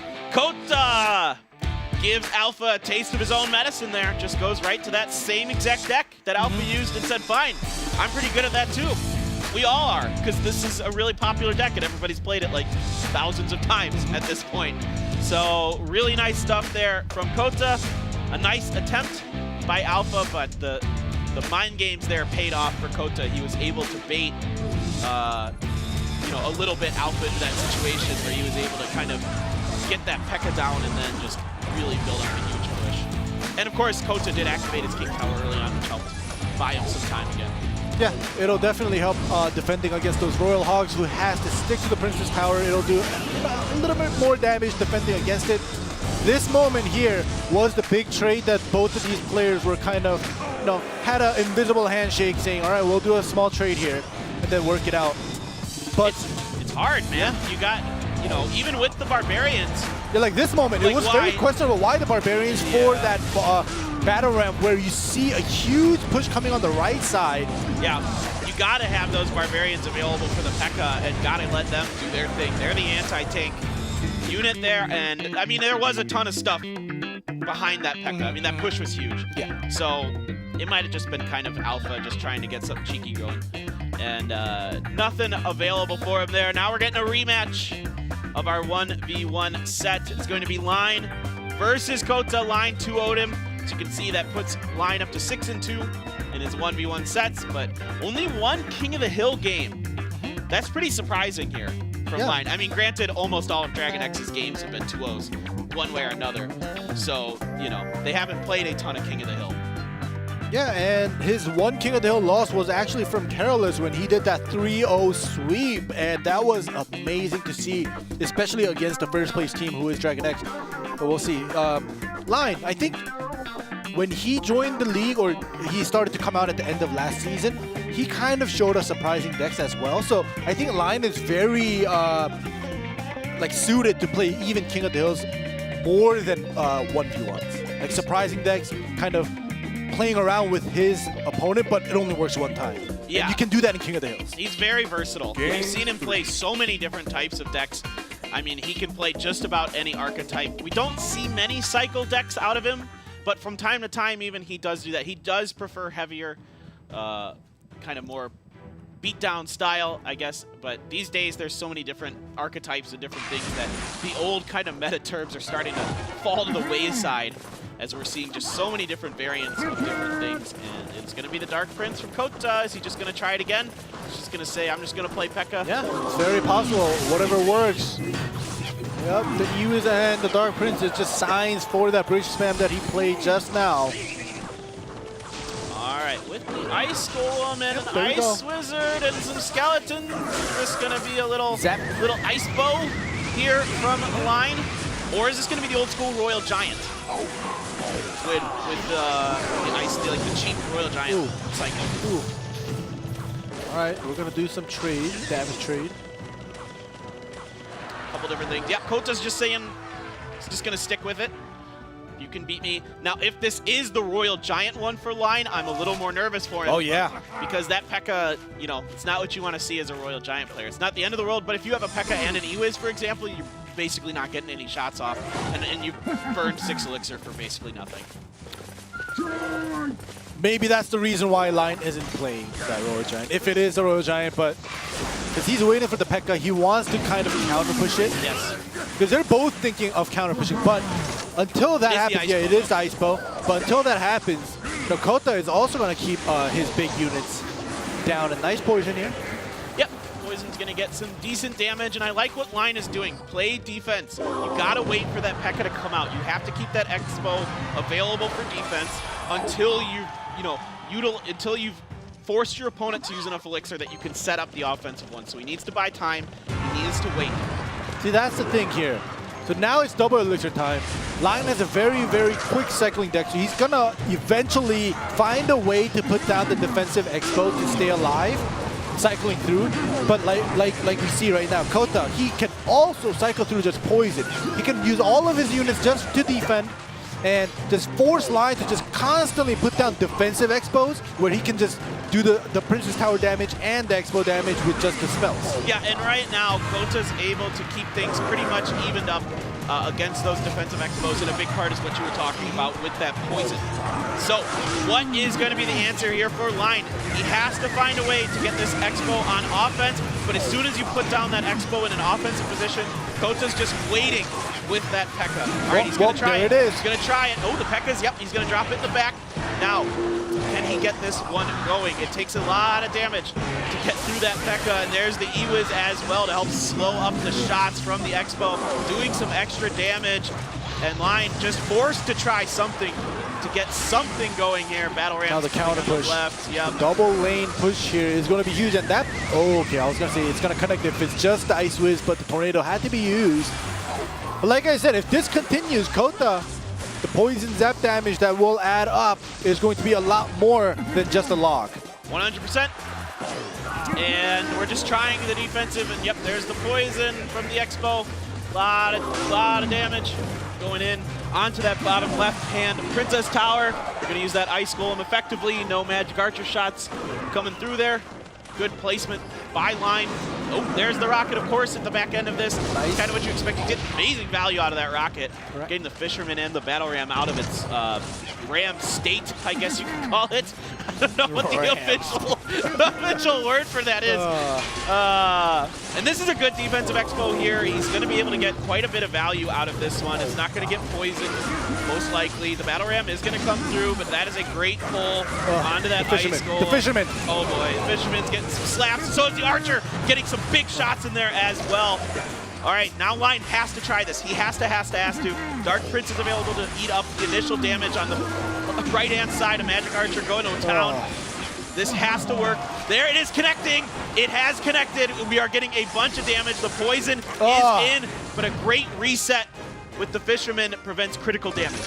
All right, well, it was almost critical because it did a lot of damage. It was very healthy for a very long time. But now, unfortunately, like they're bridge spamming back and forth. No P.E.K.K.A. is being put down by Kota. Yeah, he has no time. He has no elixirs. He has to get rid of it. Once again, the Expo did connect a little bit.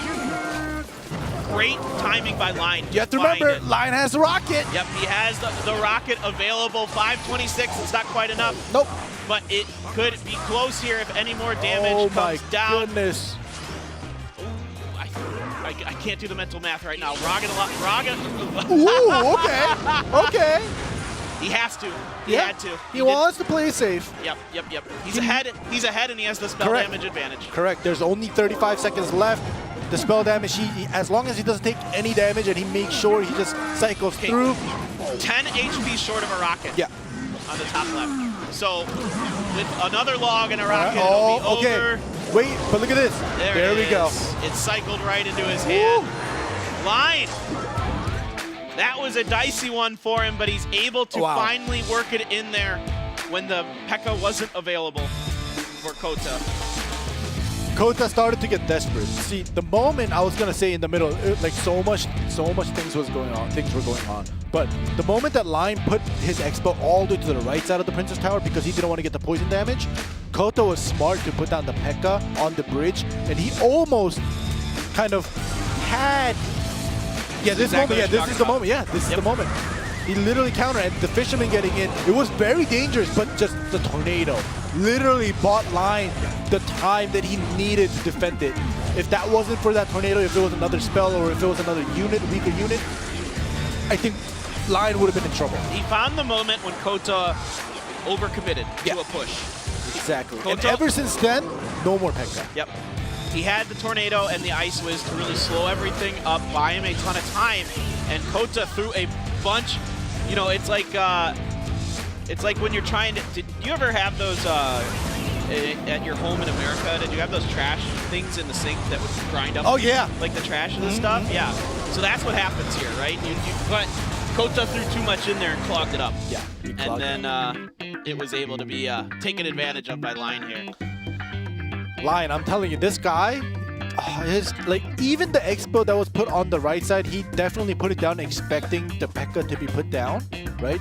I'm pretty sure in his head, all right, I gotta not take any more poison damage, but if I put the expo on the other side because of the poison, he's gonna try to push with the bridge spam. And he expected that exactly. He had the tornado ready to pull everything in, even though the fisherman did get in, it wasn't critical. So Lion, this guy, he is calculating like 3 to 4 steps ahead every time he puts a unit down, especially like an expo. And it just shows in his plays, just amazing. Really, really good stuff. Now, I'm doing a little bit of math here on the side since we got to get these things up. So, if DragonX wins this set right now, they will be 15-8 in their sets, a differential of 7. So that does open the door for Kix here. Oh, does it? It does. So if Kix can 2-0 against Detonation, then they also have the game differential. That is very true because Kix has a higher or better difference compared to DragonX. Maybe. I have to do all the more math with the games because now there's been more games played. And PONOS did 2-0 DragonX in that first one. Oh, God, there's so much math to be done here. There's so much math, but we'll see. We are casters. We are not mathematicians. All right, there are those wall breakers.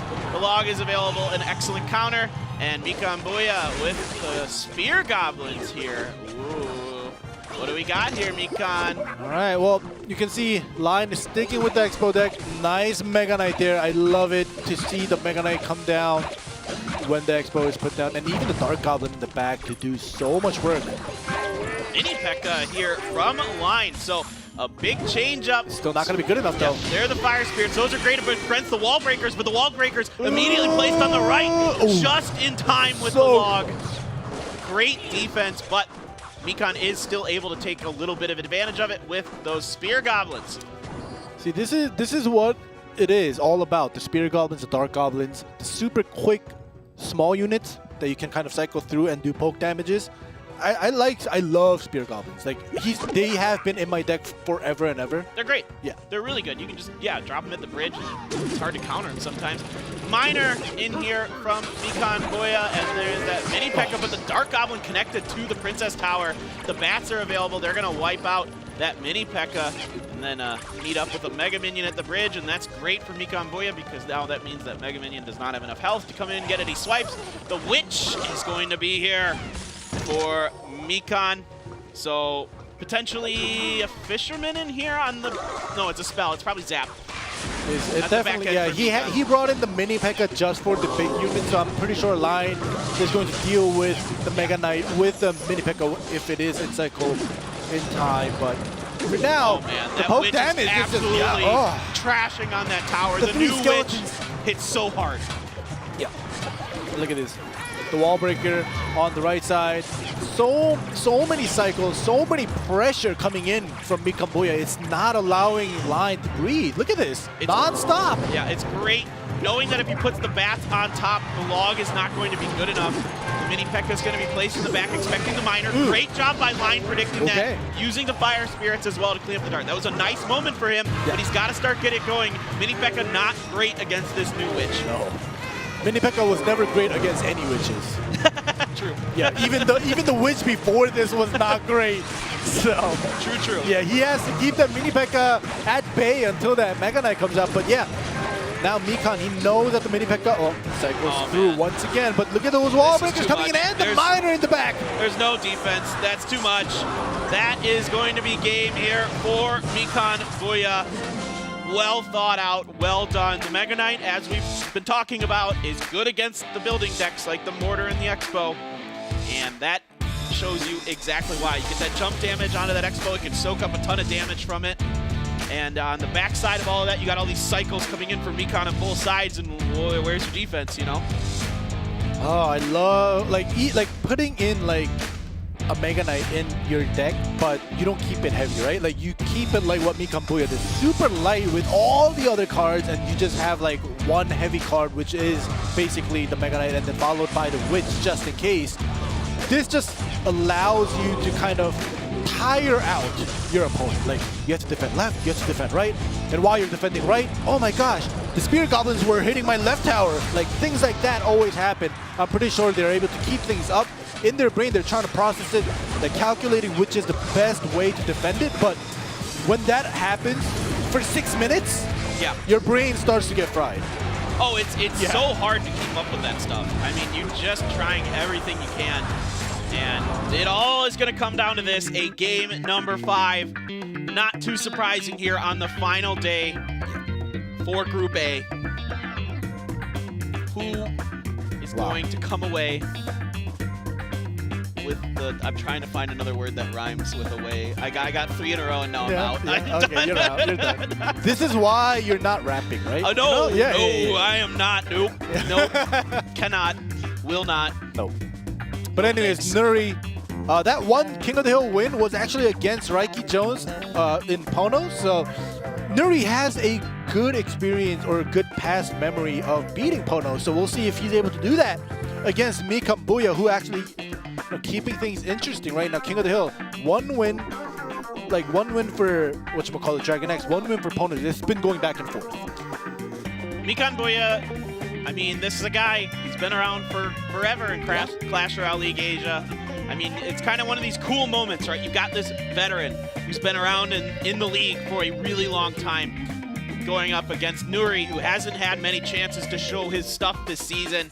You know, this is like a veteran pitcher like Pedro Martinez, the closer for the New York Yankees, going up against like a young Bryce Harper maybe or something. Maybe that's a little bit too much of an over-exaggeration, but you know, it's a big situation for both of these players, and I am excited for this. What has Mikan got for this one? I don't think he can bring that Spellbait Mega Knight deck again with the Miner. That is a really interesting mix-up. There's like 3 different decks smashed together into that deck that Mikan brought. All right, well, I used to say bats, and I'd always just be like, all right, well, this is either like clone or blue, but these days now it's all over the place. Might be the same thing. Yeah, it might be the same. And look at this Nuri. So far, oh, okay, so it's the foul. So is this going to be the cycle? Yeah, it looks like it's the cycle, the wall breaker, the cycle wall breaker minor poison. Yeah, with the Falcon. Yeah, there we go. Log coming back into popularity because it does do a great job handling the wall breakers at least, but then you're kind of left with problems on the other side. It is going to be the wall breakers here for Nuri. One is going to get through. Skeletons aren't enough to stop both of the breakers. Nope.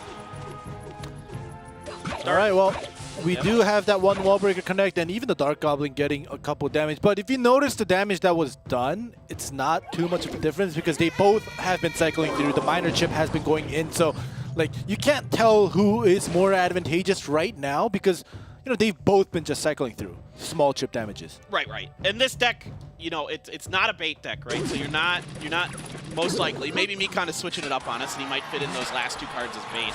Most likely not. And now it's just going to come down to who can outcycle the other, who can kind of outduel the mind games. Nuri always has to keep that log available for the wall breakers as of right now. There's the Hunter here for Mikan, so he was saving that. That's a good answer to the wall breakers, but saving it for now is Mikan. Just might not have been quite the right time for him. So the thing is, wall breakers cost 2, right? A nice bomb tower by Nuri, but usually we have seen players just put the Valkyrie down for the wall breakers or even the Hunter. So you know that counter push that happens after you're able to area damage the wall breakers down. It's great value, but Mikan and Nuri, they're not giving each other the chance to do that. No, and usually there's an Inferno Tower on the back of this. Is that what indeed it is for Mikan? But this is a little bit different with the Hunter. He got the Fireball and cycle again. That is so nice for Nuri there. He's going to let that Dark Goblin go in.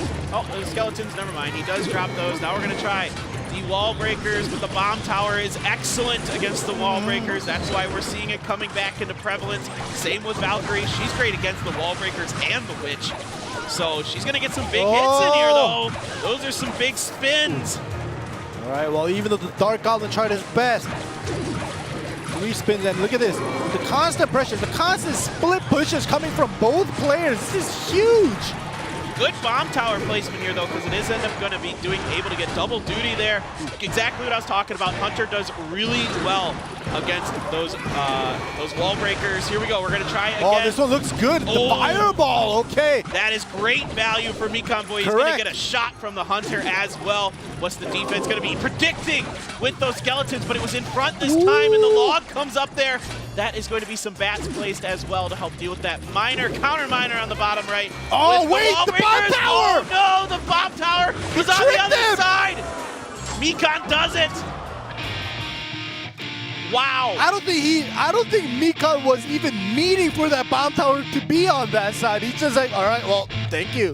I think it was a predictive bomb tower. I think a little bit of a cycle from Nuri where he was, getting full up and needed to do something, and just crazy good stuff for Mikan Boya there. Oh, 2 my in a goodness. row to take it for PONOS, and your veteran comes up big. Now this gets fascinating for DragonX because they might lose their top spot if Kicks can win.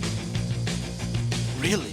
And some other weird stuff could happen. During the break, During the break, we're gonna have to do some serious math because there is a lot that has to be calculated here for the set differentials and the game differentials based on what could happen. There are so many different outcomes right now, but if Kicks wins, boom. Yeah. But That's it. that last game, Nuri versus Mikan, this is what happens. This is the thing I was talking about. Your brain farts that come through after playing such fast cycle decks, and you're going up against a fast cycle deck. Both of you are playing it. Your brain starts to slow down and has a break in between. And wow, that bomb tower, very unfortunate. Really, really unfortunate there. But Mikan is going to take it. Next up, Detonation Gaming versus Kicks. Stay with us, guys. This is a big one to decide who's going to be on top of Group A.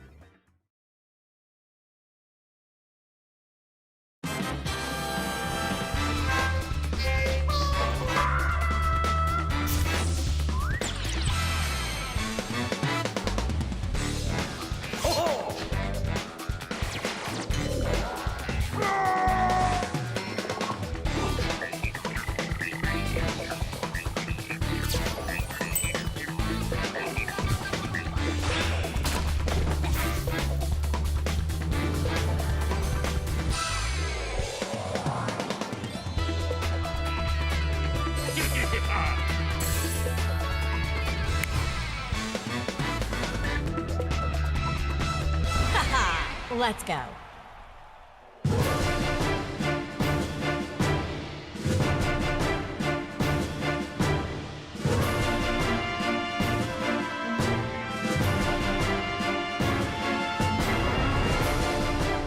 Welcome back, everyone, to Clash Royale League Asia Season 2 of 2019. We have 2 more matches today in Group A.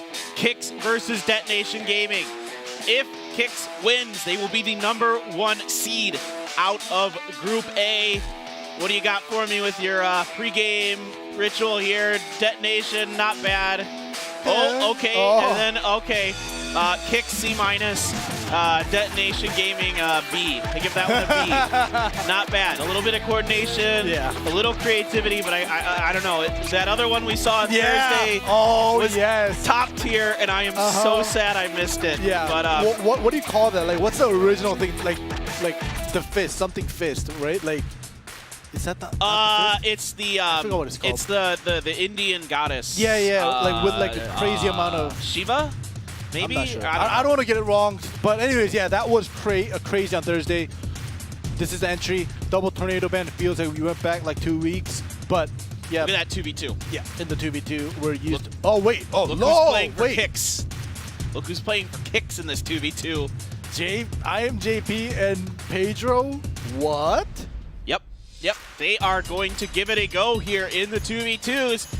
This should be really fascinating. Legend against Raya for your 1v1. Yeah. And then at the King of the Hill, we have Pyrameki and Mountain.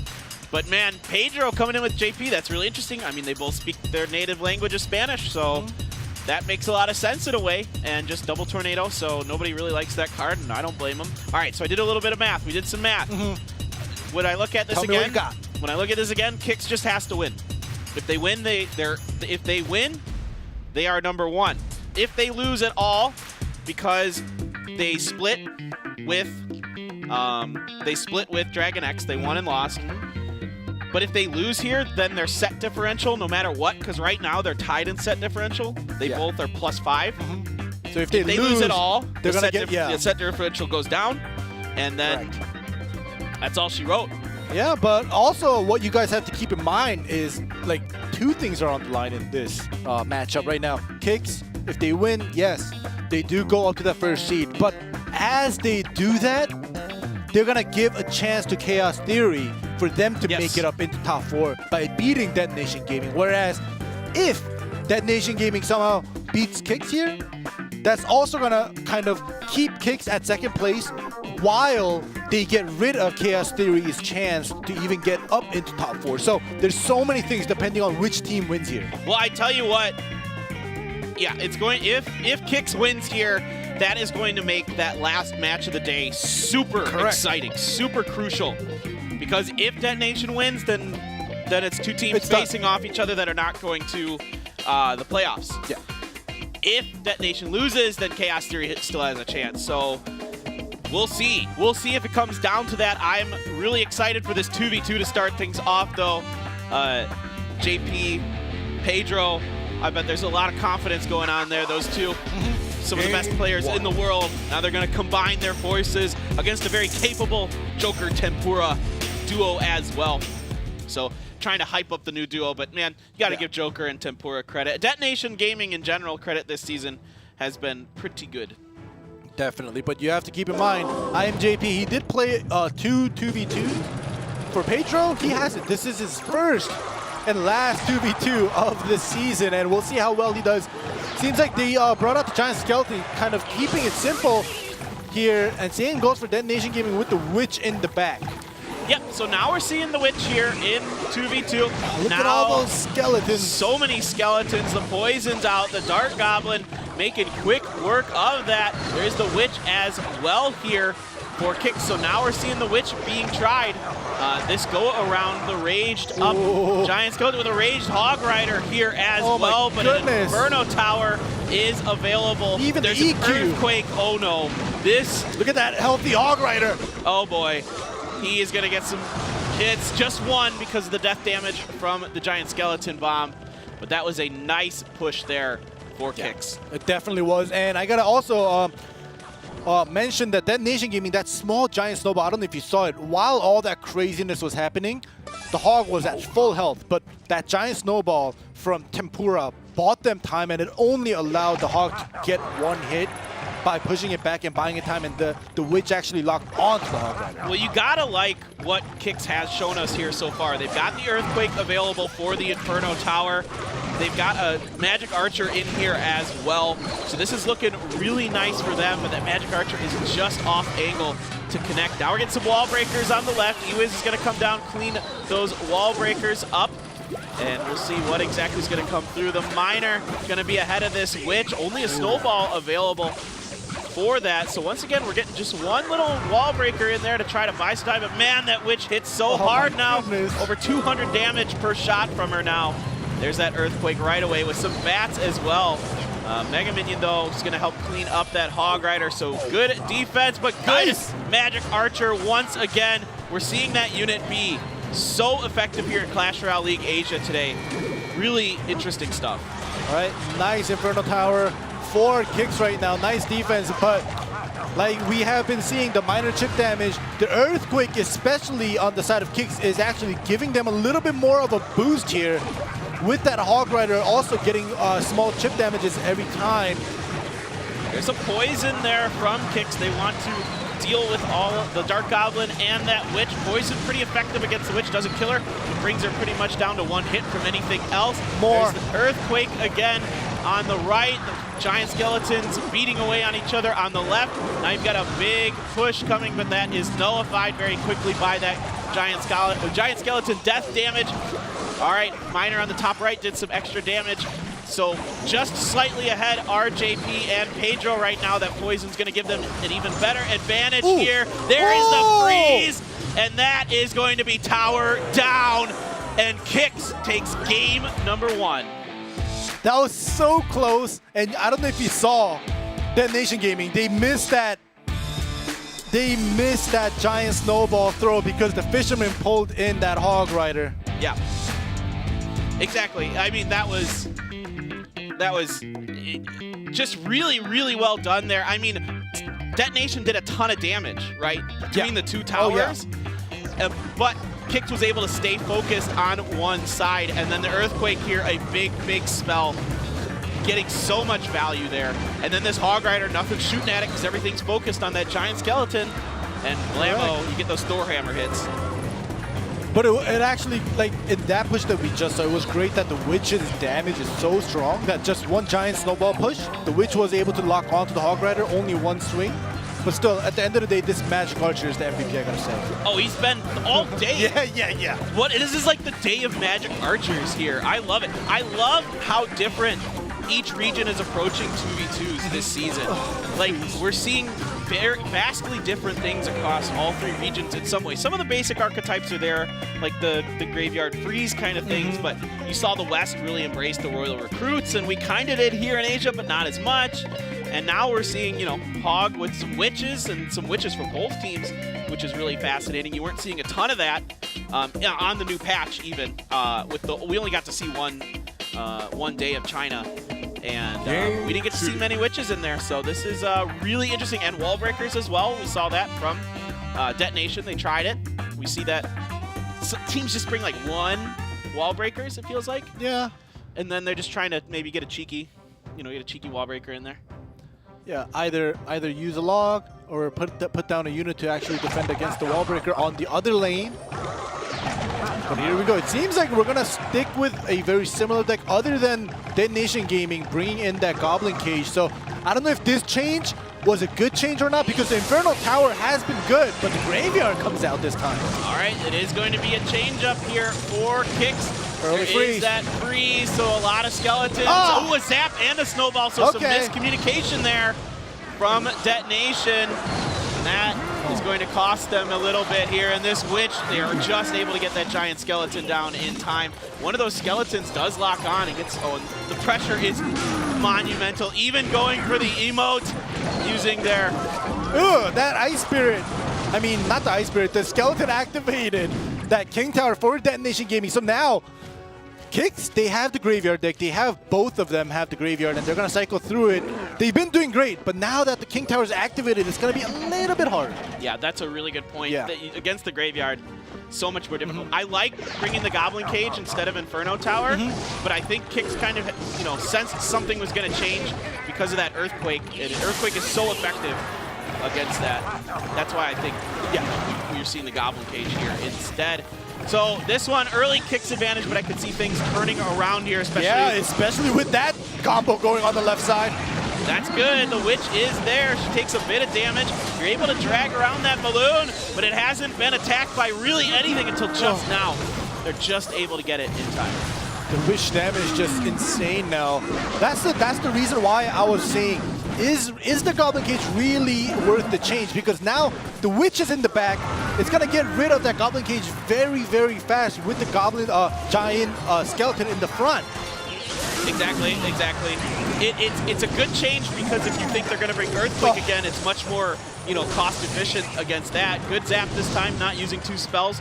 Little bit of damage there for Kicks, but not nearly as much as that first push. But oh gosh, that's actually big damage that came from that baby dragon. That is, And regardless of the King Tower activation, if that activation was early, yeah, maybe Detonation Gaming could have came back. But right now, Kicks already has so much of a lead that unless Kicks can't defend against the balloon push on the counter, I think Kicks has it in the bag already.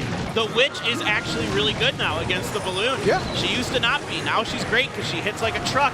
She hits almost as hard as a mage, or a wizard, a wizard for gosh sake. Mage. And here, okay, we're gonna get a fireball in, but the freeze at the bridge to prevent this because Kicks just needs to get to their poison. Wait, what was that? It's okay. Yeah. It doesn't matter. Yeah, it doesn't matter.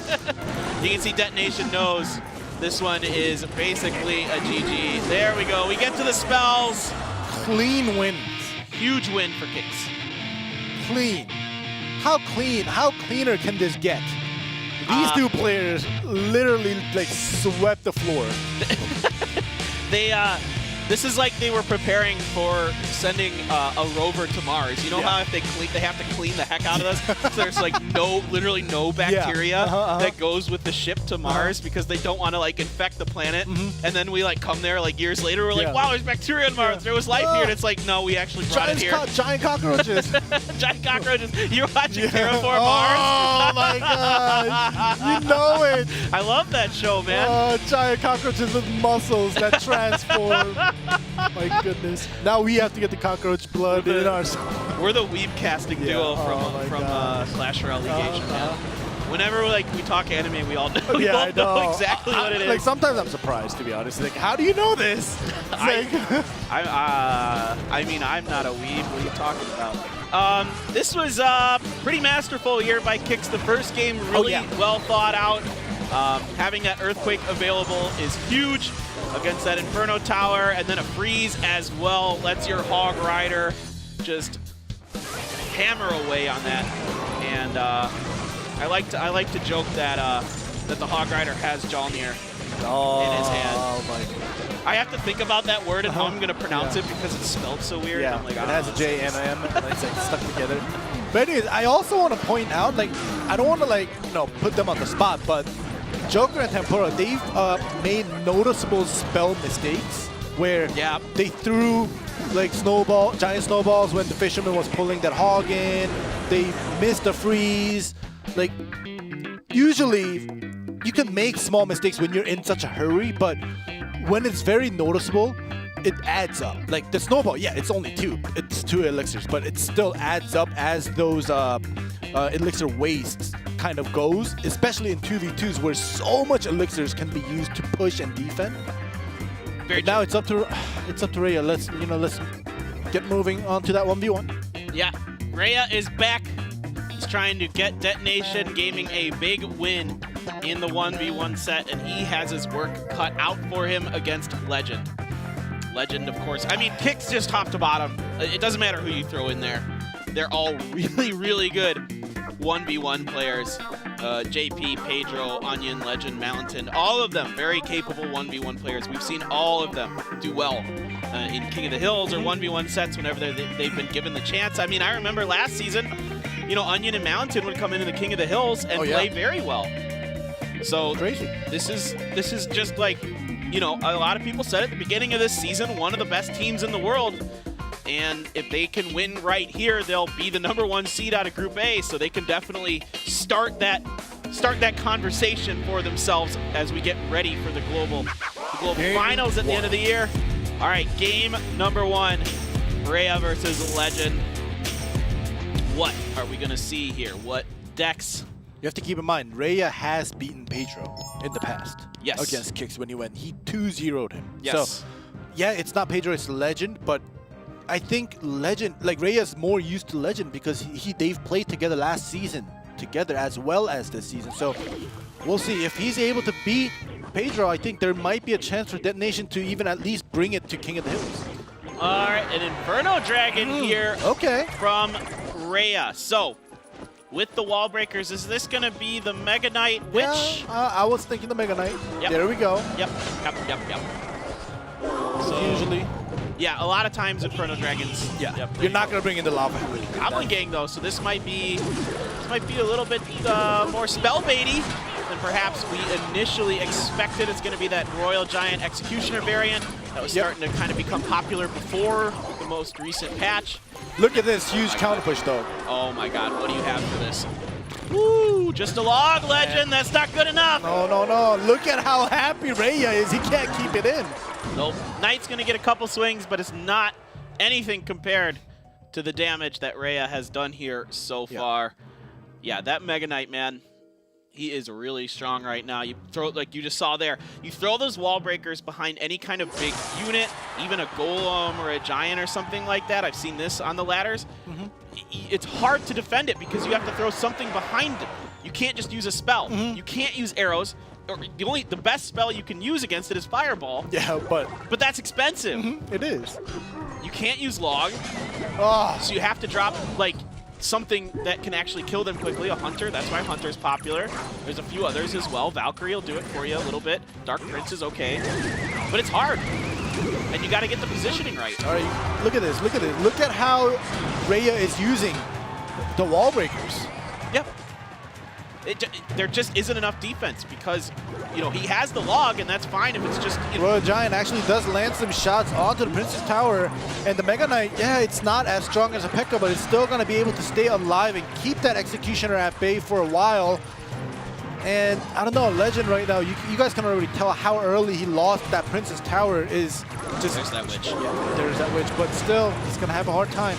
Good positioning with that Witch to keep it outside of that log. And we're going to tornado everything up, but now it is another big push. The Mind of the Wall Breaker's in the pocket. The zap is all he has. Down goes Princess Tower number 2. Raya has secured this game. Just a brilliant deck selection. It's even might go down to 3 crown. Yes, indeed. Legend just lets that one ride. Time to get ready for the next game. Just shrug that one off and move on. But Raya seems to have Legend's number. Does he? They've been texting. They've been They've been texting, okay. That's so dumb. Well, you said he had his number, so. I know. But anyways, yeah, like, I think from the get-go, your neck is turning red. I know. I'm laughing really hard. Oh my goodness. But anyways, from the get-go, you can tell that, you know, Raya, yeah, he had the Mega Knight, he had the Inferno Dragon, perfect actually for that Royal Giant that Legend has brought. Yes. But I think it was, I guess, I don't want to call it a mistake, but yeah, right here at this moment, he pulls the Mega Knight just so that, you know, he can keep the Mega Knight busy for a little while, but it's not a P.E.K.K.A. No. Right? Mega Knight, he jumps like this. You don't have time to build up more elixirs to distract it. He's just going to jump straight in if you put down a unit, if he's close enough to the Princess Tower, so it's a little bit different, and I think, once again, Legend, he needed to pressure first before waiting for that perfect Infernal Dragon Mega Knight setup. It's a really good point. Yeah. Really, really good point. Yeah, it doesn't work the same. Yeah, that's really well thought out. So we're gonna take a timeout. Of course, Kix just wants to just 2-0 this. You know, the King of the Hill. I think you gotta like their chances, of course, going into it. But you know, no matter what, you'd rather just win this now, get the celebration, pop the champagne, get this thing going. I don't think we have any champagne here for them, but fact, I'm not sure if everybody's of legal age. Oh, that is true, though. Yeah, that is true. Like, I think JP just had a birthday, and I think he just turned like 19. Wow. Wow. So, anyway, Raya, He's this gonna feel guy, happy. man, from time to time, this guy just comes out and just blows the doors off people. I mean, he 2-0'd Pedro, he 2-0'd Nuri this season. Yeah. That's crazy. But then other times he just looks lost. Like, lost to Benzer 2-0, lost to Line 2-0. He seems so hit or miss. And I also noticed that Detonation Gaming's coach seemed happy that we're not seeing the Hane Giant Skeleton. The over and over Giant Skeleton back to back to back. But whereas Raya comes in, he's updated, he's used to the patch, he beats Legend. We'll see if he's able to do that again in this next game. Yeah, I'm loving this Mega Knight. And that's, I think, partially why we're seeing a little bit of the P.E.K.K.A. From PONOS, because, yeah, the Mega Knights, or no, because, you know, or from everybody, not just PONOS, it was also DragonX brought out the P.E.K.K.A. because it's so good against the Mega Knight. And we're seeing a lot of the Mega Knight wall break combos. So. Yeah, a lot of that. A lot of that. All right, just going to be the Goblins. Okay, so the only deck I've seen with the Goblins in it is Giant, Graveyard, and some other stuff. So Giant Graveyard. there's wall breakers in this, so that is not the same. So this is going to be interesting what this is. So this is going to be a little bit different from Legend, a little bit different of an archetype here. Potentially with the Valkyrie, maybe? Okay, Royal Giant. Raya is going to be the Royal Giant, but nice Hunter. All right. Okay, so the Hunter and the Fisherman, definitely, if you do it like that, they're not going to work together. Wall breakers. Raya does have the log available, so he's able to defend that. And now that's a very dead Fisherman. And I'm also thinking Legend loved, even in the previous season, just the minor poisons, right? So I can still expect the minor to be in the back there, possibly, and even a poison. Absolutely. With the Wallbreaker and the Valkyrie, because we've seen a lot of the, the Wallbreaker minor poison plus the Valkyrie. Yep, I think that's exactly what we're going to see here. It's really interesting that he brought the Goblins in there. That is true. Instead. But the pokes. Oh my God. The pokes.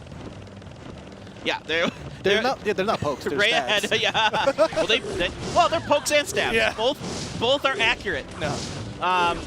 Yeah, there was just no defense available there for Raya. He had already cycled 2 cards and didn't have anything. Okay, just in time. The Fisherman is good enough to do it. But if you notice, Legend only put down the Wallbreakers. Like, he literally baited. That was like a bait. He's like, what are you going to do about this? Right. Well, he knows that a Royal Giant is coming, and he makes quick work of it with that Hunter and the others. And now the Fishermen, they're just going to have their little fish slap duel, the grossest sounding fight in Clash Royale. Very wet. Very wet. All right, Wallbreakers on the right coming down. There's a Baby Dragon. They go right for the Furnace. I don't know if that Baby Dragon was really actually needed. The Wallbreakers, they struggle a little against certain types of buildings, like the Furnace and a few others, because they do damage to it. But Goblin Cage is really good against. That really pull nice. of that Royal Giant, actually, Legend. I don't know if you wanted it like that, but lovely play by Raya. But look at this. Yeah, a big counter punch from Legend. Huge damage done. The Valkyrie, the Miner, and the Wallbreakers. The Furnace wasn't able to get down in time. That splash is pretty big. And Legend looks like he might have turned this one around. There's 1,000 left. This Royal Giant can basically take no damage. It has to get every shot possible. It is not going to happen. It's going to die before it even gets a shot off. That is a nice turnaround here from Legend with that cycle deck. Really interesting to bring the Goblins in this. Yeah, that was actually very interesting. But what I noticed, and I was gathering my thoughts, and if Jack is like the master of Hog Rider cycle, right? Like, quick cycle, yeah, he's great with every deck, but like that Hog Rider cycle, right. Jack. Legend, like from past and until now, the minor poison. And now I think it fits his playstyle even better that the Wallbreakers could be added in. Yeah. Because he's already used to playing the minor control with the poison, like from the get-go. And he just needs to that's his meta now. And look at how clean he was able to beat Raya in this game number 2. Yeah, I get the Goblins. They're a cheap way to bait a log or something like that, so you can get your Wallbreakers through. What I was saying is certain buildings are pretty good against the Wallbreakers, like Furnace and a few others. You're not getting too bad of a trade out of it. Goblin Cage is great against Wallbreakers. I still think Bomb Tower. Bomb tower's maybe the best. It's very strong. It stays alive even after a full hit from both the wall breakers, and it's able to do splash damage that's coming behind it. That's the only reason we're seeing Bomb Tower 1v1s now. It's because these wall breakers are breaking walls. G-Cliff was calling out bombers, but I was like, oh. The bomber! No, I don't think so. It's weird because I can kind of almost see it. It would work. It would work. I don't know exactly how fast those bombs. I'd have to test it a little bit too. But I mean, the bomb tower is nicer because it drags them away and stuff. Correct. And it buys you a little bit of time. And you know, there's also that bomb that comes out of it at the end. So if there's anything else with it, like let's say you're starting a, you know, you've got like a Mega Knight or something in front of the wall breakers, and at least you get that bomb behind it as well, or a golem or something like that. All right, let's see. A little bit of a mix-up now. It's going to be the timeout for Detonation Gaming, as they this is a really important match for them, because if they lose this, then it's match point here for Kix. Kix will be your #1 team in Group A, and then Detonation has a potential to not make the playoffs if Chaos Theory can beat Talon.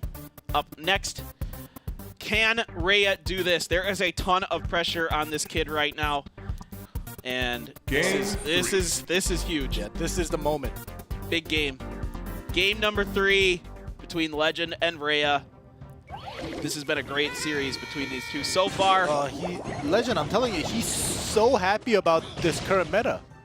He's just gonna do this minor poison all day. If you have an E-Wiz, by the way, and they split the wall breakers like that, if you place the E-Wiz right about where that furnace is, you can actually get both wall breakers as well.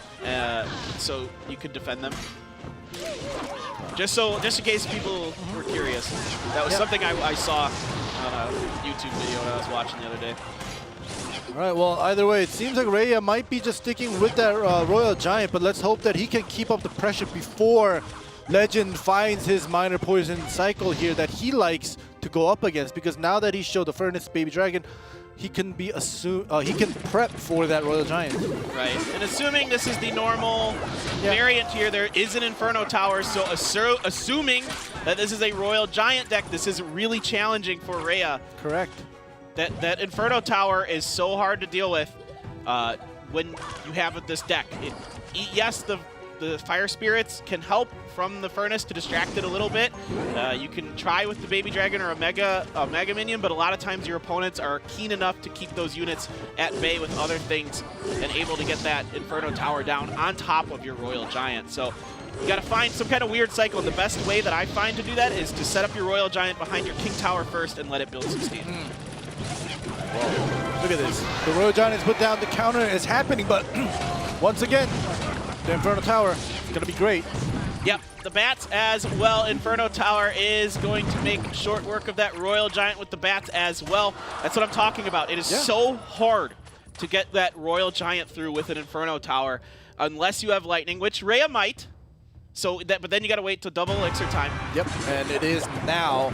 So now they both have to start building up. Legend has to do a lot more chip damaging. He definitely has the advantage right now. So if he's able to continue this chip damage and go through with it, it's possible that he can just take the game, because he's been doing damage to both the towers. He's been keeping Raya busy. So we'll see how well he's able to keep that control. Okay, he had to use the lightning there. That's not ideal. The breakers are going to come in and make short work of that furnace, but the defense is good enough. It does take a little bit of damage, but so far it's pretty much slight advantage. Legend here is going to just try to keep the pressure on.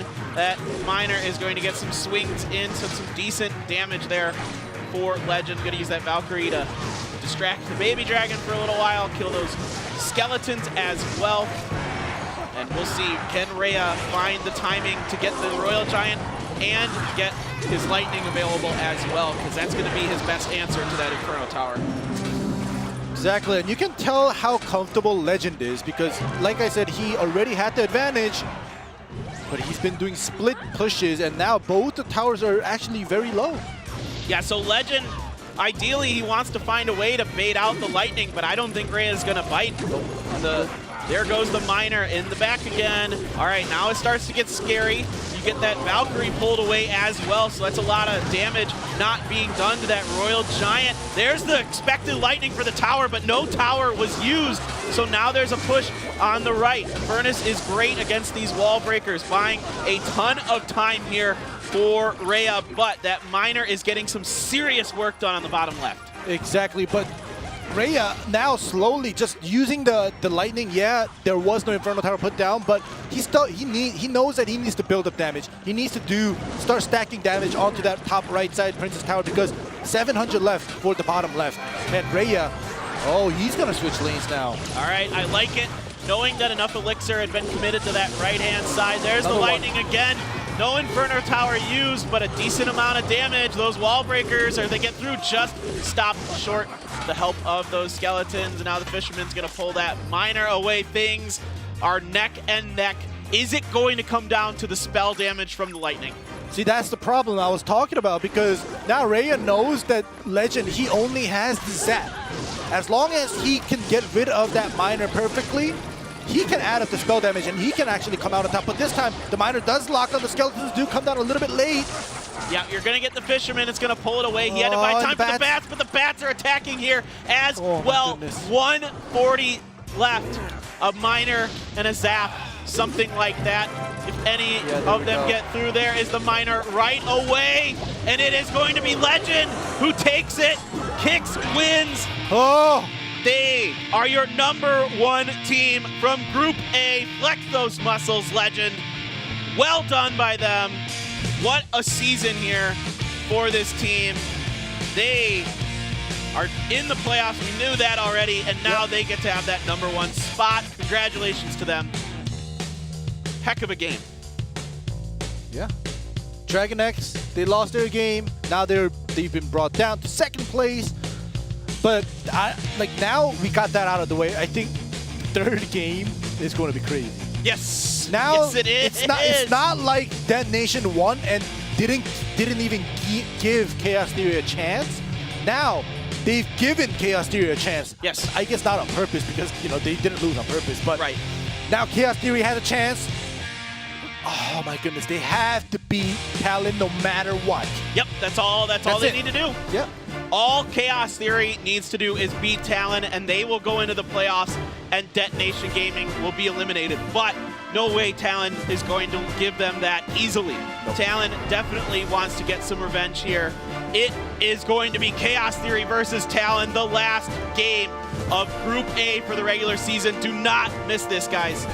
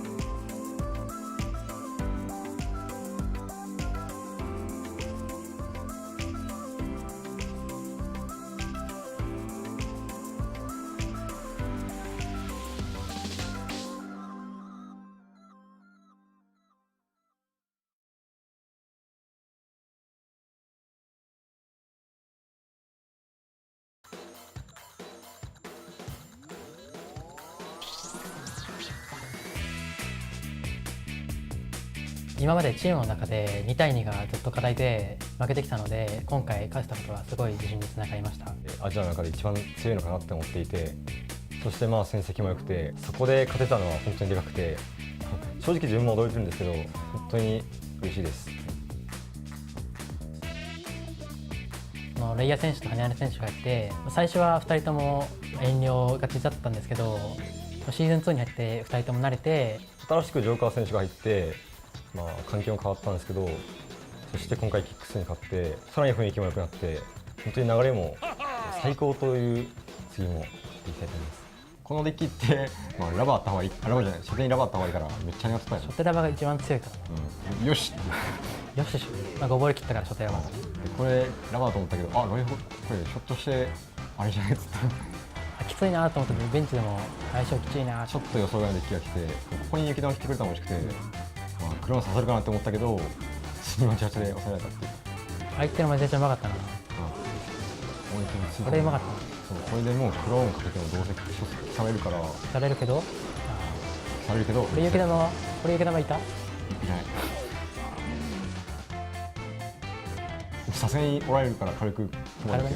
このね、逆サイケアのホバが強いんですよね。そう、これしかもそのまま正面にラバー持ってくるからね。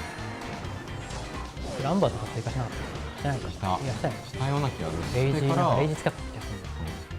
して、クローン出すよと見せかけて、とりあえずしょっていただいて。これけども結構入ってんのか。そう。何かしらやろうかな思ったけど、普通にめっちゃ美味しかった。後がすごい。後がマジでやばい。そう。でここからもうこの後で復讐のラバー。復讐のラバー。後取ってる時のラバーえぐい。もういっぱいつける。これはもうそうこうなんかビジュアル感覚でなんかラバーしてる。ホバ残したらやばいな。しっかりミラーフォー相手雪玉ミスったし。確かに。これ美味しかった。そして勇気。ここからですよ。ここでも後が添えた。そうね。一生後取れる。このロイフグの攻めマジで美味しかった。攻め抜けたけど、なんかうまいがり分散してかつビールラインの多いんで、しかもマチャチャ切ったらラバー止まんないんだよ。それがいいランバーっていうの。もうスキャンかとか出すのかなと思ったけど。いろいろ警戒した。いろいろ警戒してここになった。そう考えたら池田の位置が出るから。これまあでもさてきさすがに無理だって池田の位置の感じ。ベンザー選手とか、まあ、いろんな選手に対してがっつりその対策というか相手に相性のいいようなデッキ構成などをしてきているので、僕の場合はロイヤルジャイアントですかね。それの対策をされるっていう読みで、まあ、いろいろ考えて1戦目はこれ2戦目はこれって感じで出していきました。はい。まあ10点ぐらいでしょう。すぐレビードラゴンとかランバージャックを追加してクローンっていうのがまあとても良かったですね。この調子でね、ガンガンもうなんなら全員に勝つくらいの勢いでもう頑張っていきたいと思います。よろしくお願いします。で勝った2チームにも、まあ、油断せずに勝ちたいと思います。デトネーションファイティング。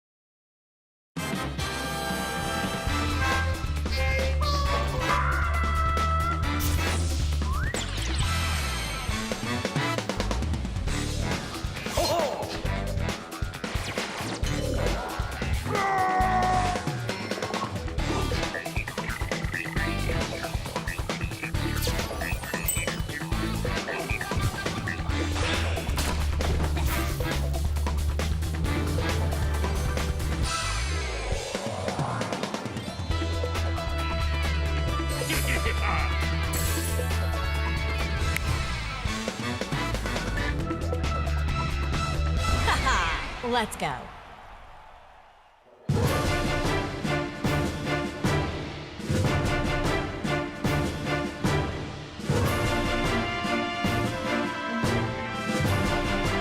Welcome back to Clash Royale League Asia.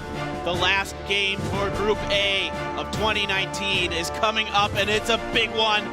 Detonation fell to Kick, so now the door is open for Chaos Theory. If they win, they are in the playoffs. If they lose, they are out. Talon trying to play spoiler.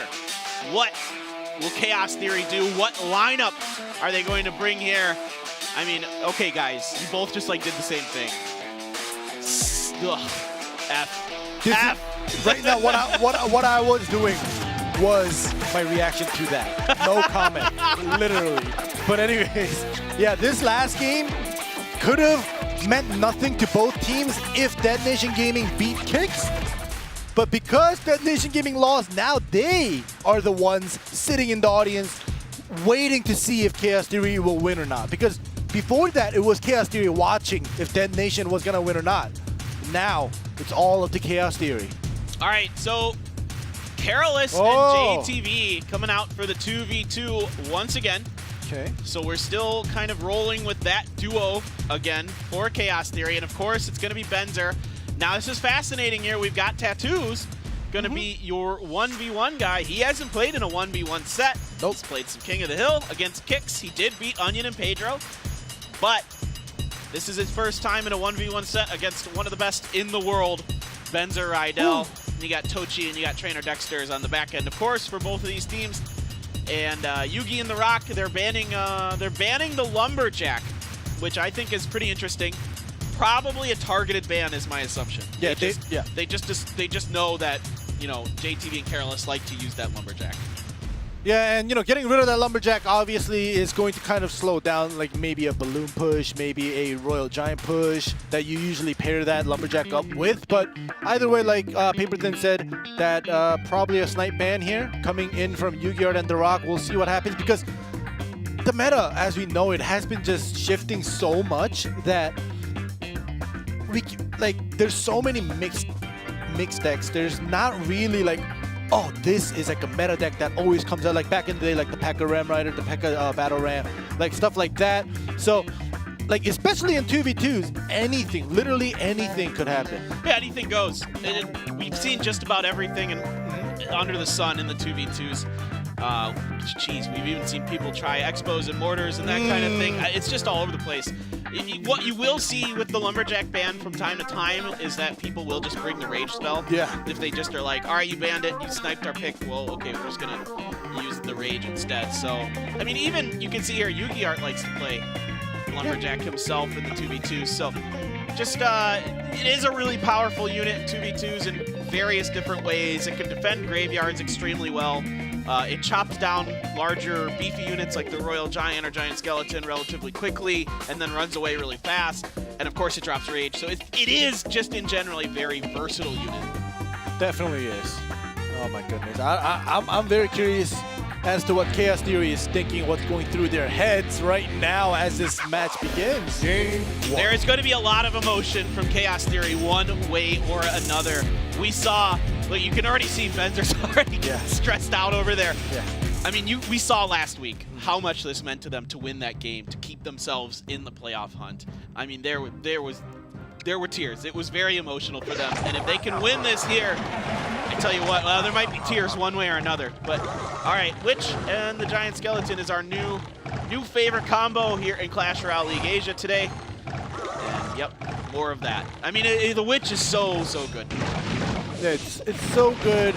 It does, G-Clef and I were talking about this, like the splash damage is basically like gone. Like it almost feels like as if it's gone because the previous Witch was so good, but now it's even better. Yeah. Graveyard up on the top right, no other spell to follow it up. Just gonna let the damage from those skeletons, and it does get pretty decent. Bottom left. Okay, here we go. Balloon on the left, Miner. Is there gonna be a freeze? Yes, indeed. Double freezes. Double.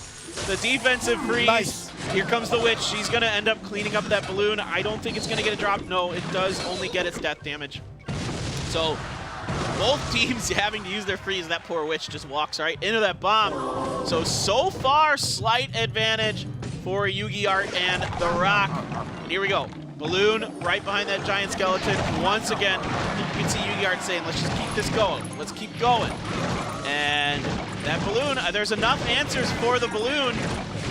I think this is pretty even in my opinion. I think so. Like right now, what the difference is, you say Yugi Art and the Rock has the advantage, but if you look at the tower HP, Chaos Theory, they did a tiny bit more on the top. Well, now it's down to 1400, but as long as they can utilize the graveyard well, I think Chaos Theory can have that one punch up if they were rolling. That's not enough. That's not enough. The freeze! With the freeze, that's not enough. Nope. Yeah, the freeze happened. They reacted way too slow here. Yep. Now this is great situation here for Talon. They are up and they are well ahead now, and JTB and Careless gotta find some way to get these graveyards going up on the top right. And they're just gonna push the left. Talon just is gonna go for that 3 crown because they know that they have Chaos Theory on the run. The freeze, but it's not gonna matter. The balloon is just getting drop after drop. And there are those guards once again just eating up tons of the graveyard skeletons even while they're frozen. They're amazing, an amazing defensive unit. Here comes the witch. She is in the back. She's behind the poison, and this is a bit of damage, but she attacks, relatively quickly, so she's able to help out. And the skeleton she brings with her, giving some extra defense as well against that graveyard. And this is going to be game for Talon. They take the first one here. Right, I don't know. I don't know if Chaos Theory is trying to keep this interesting, but they don't have the breathing room for that right now. They have to win, just win, and secure that position. It's getting too risky already, losing that first game. No, every game is so crucial for Chaos Theory right now. They need to turn this around. They want to turn this around, of course. It's just a weird situation because the defense, people are really starting to figure out this graveyard business. They aren't falling for the graveyard freeze stuff as much. They're bringing guards, they're bringing stuff like that makes the freeze basically nullified. Yeah. And so now we're not really, the freeze shenanigans, the days of it seem to be potentially waning. And now with the witch being used in here, the witch is pretty good at defending the graveyard as well. Yeah, that first initial graveyard, to be honest, from Chaos Theory, almost doing 1,000 damage. I think that was just, like, when I looked at that, I was like, all right, well, as long as they can defend the balloon much more, rather than the giant skeleton, because it's easier to defend the giant skeleton, right? Because when you have also another giant skeleton plus the witch and even the goblin cage, that's not going to be the problem. It's going to be the balloon if it locks onto the princess tower. Just even one drop or even just constant death damages connecting from the balloon is going to cause you problems. But the freeze, I think, Talon had the better usage of freeze at the end. Yeah, it's matching up with units like the Hog Rider and the balloon a lot better right now because people had shifted towards defending against graveyard, and also there wasn't a lot of great defense available from Chaos Theory for the balloon. You don't have a Musketeer or an E-Wiz or something like that readily available to help deal with that balloon. Goblin Cage is about as bad as it gets in terms of defensive buildings against a balloon. And we'll see if that's going to be the same thing from these two teams. All right. It's 2 axes to take down a baby dragon from an executioner, plus a little help from the tower. 2 axes doesn't quite do it. All right, Ram Rider this time, so very different setup. Okay, that is going to prevent. Nope, it's going to get 1 hit from the Ram Rider, but it didn't get its charge damage. All right. Seems like Chaos Theory switched things up. It seems like game 1 didn't work out. They want to switch things up. Talon, as you can see, they're going to keep the deck, keep the giant skeleton balloon, and if they make it work again, that's going to be a huge problem for Chaos Theory. The executioner well placed outside of the freeze, going to clean up that balloon with a little help from a snowball and a mega minion, but still, the damage is advantage Talon. Yep. The elixir is barely advantage Talon, just barely, just by like 1. Yeah, it's barely noticeable, so I don't think it's a huge difference, but just the fact that the bottom right tower has taken so much damage, and there was no big trade damage coming in from Chaos Theory. Just shows that Talon from the get-go, they were taking this game to their own pace. But there we go, the rage spell that we were talking about. All right, you do get the charge here from the Ram Rider. So you're getting a little extra damage this time around, and we get our Jumpy Boy, but he gets taken out in the air, which is where everybody wants to see that Mega Knight die, just right in the air. All right, what else do we have here? Because if they freeze, you gotta have another answer. Zap. Zap wasn't enough actually for Talon, so a bit of a wasted zap there. You do get a little extra damage onto the tower from it, but that's not much. It's only 54. Okay. So far right now, like it feels like Talon, 56. like, yeah, 56. But Talon, they have the Infernal Tower even. It just feels like they're just ready to counter Chaos Theory's deck. They're able to pull everything in. They can basically well defend everything that Chaos Theory is sending here. Good fireballs, gonna get the Baby Dragon and the Witch there. Yeah, there's a lot of defense. I mean, I like the change up to the Ram Rider because if you can get it to lock on the balloon, it is good defense. But they haven't been able to utilize that situation yet. I think that's going to be the key here for Chaos Theory. If they can find a time where they can get the Ram Rider to get the balloon and then set up for a push after it, but they got to defend this one here first. There's that freeze just in time with that snowball. Some help from the Mega Minion. Executioner is going to clean up the mess that is left over, but he dies to that. And now we're going to just try a big push with the Mega Knight. Log out in front. The guards are going to eat a bunch of that log. The Ram Rider here trying to take that down. Good lightning. Valkyrie's on the top left. It's going to get a couple big spins in. Ooh, nice push there. That was definitely good enough. Talon definitely had the advantage. They were able to keep this at their pace. They're still trying to do so. But Chaos Theory, they started to figure things out here. The chip damage does go in, but it's not good enough. Yeah, the defense much, much better. They're getting that giant skeleton out of the way to clear room for their units to fight the balloon. This is just spam now from Talon. They just want to put the pressure on, see if they can force a mistake out of Chaos Theory. They have no answers. Nope. Game over. Talon 2-0s Chaos Theory in a disastrous start in this final match of Group A. Single available and ready to mingle is what Yu-Gi-Oh! Actually made the rock hold up for him. Single available. What is going on? And ready to mingle. Wow. Wow. Well, he seems like a really nice guy. Yeah. And if you're into messy hair, he's kind of got that Spike Spiegel hair going on. Go for it. Well, Yu-Gi-Art's a very nice guy. So, can you vouch for him? No, okay. I'm not doing that. I don't know him that well. Yeah. I'm not vouching for anybody. I'll never do that. No, God, like that just surprised me. I was like, I wanted to talk about the game. I know. And then I see the side. I was like, I can't not. Now derailed everything. Yeah. Thanks a lot, Yu-Gi-Art and the Rock. Well, I hope it works out for you, Yugi. I hope you find a very nice person. But regardless, now Chaos Theory is in big, big trouble. Yes. Huge trouble. No one you'd rather have in this situation than Benzer, though. He's come up big for them time after time. But man, oh man, this is huge. You know the funny thing is, though, tattoos that's coming out from Talon, it's his first 1v1, right? But in King of the Hills against Kicks, he beat Onion and Pedro. And the thing I want to point out is he beat Pedro, but Benzer lost to Pedro. So, yeah, it's just one game of King of the Hills, but still, tattoos. It just shows that he's able to beat great players, not just by luck, but back-to-back. So, that rage just completely wasted by Chaos that Theory was at there. the end, yeah. Oof. Oof. Feels bad, man. That is not what you want. I mean, it's only not a lot of elixir, but yeah. It's 2, but still, when you're at that situation where you need every single drop of elixir to use for defense, that's not how you want to do it. I'm feeling some version of Mortar Wall Breakers from Benzer. Oh, you think so? I'm calling it right now. Mortar Wall Breakers? I'm telling you, if anyone's going to do something like that, well, you could just kind of substitute the Wall Breakers for Hog Rider in a lot of ways. They're like a cheaper Hog Rider. Yeah. So you can kind of a similar kind of thing. But like the defending player wouldn't need to spend as much elixir defending a wall breaker compared to a Hog Rider, right? Well, it depends. Because Hog Rider, usually not. yeah, because every single hit from a Hog Rider, it hurts.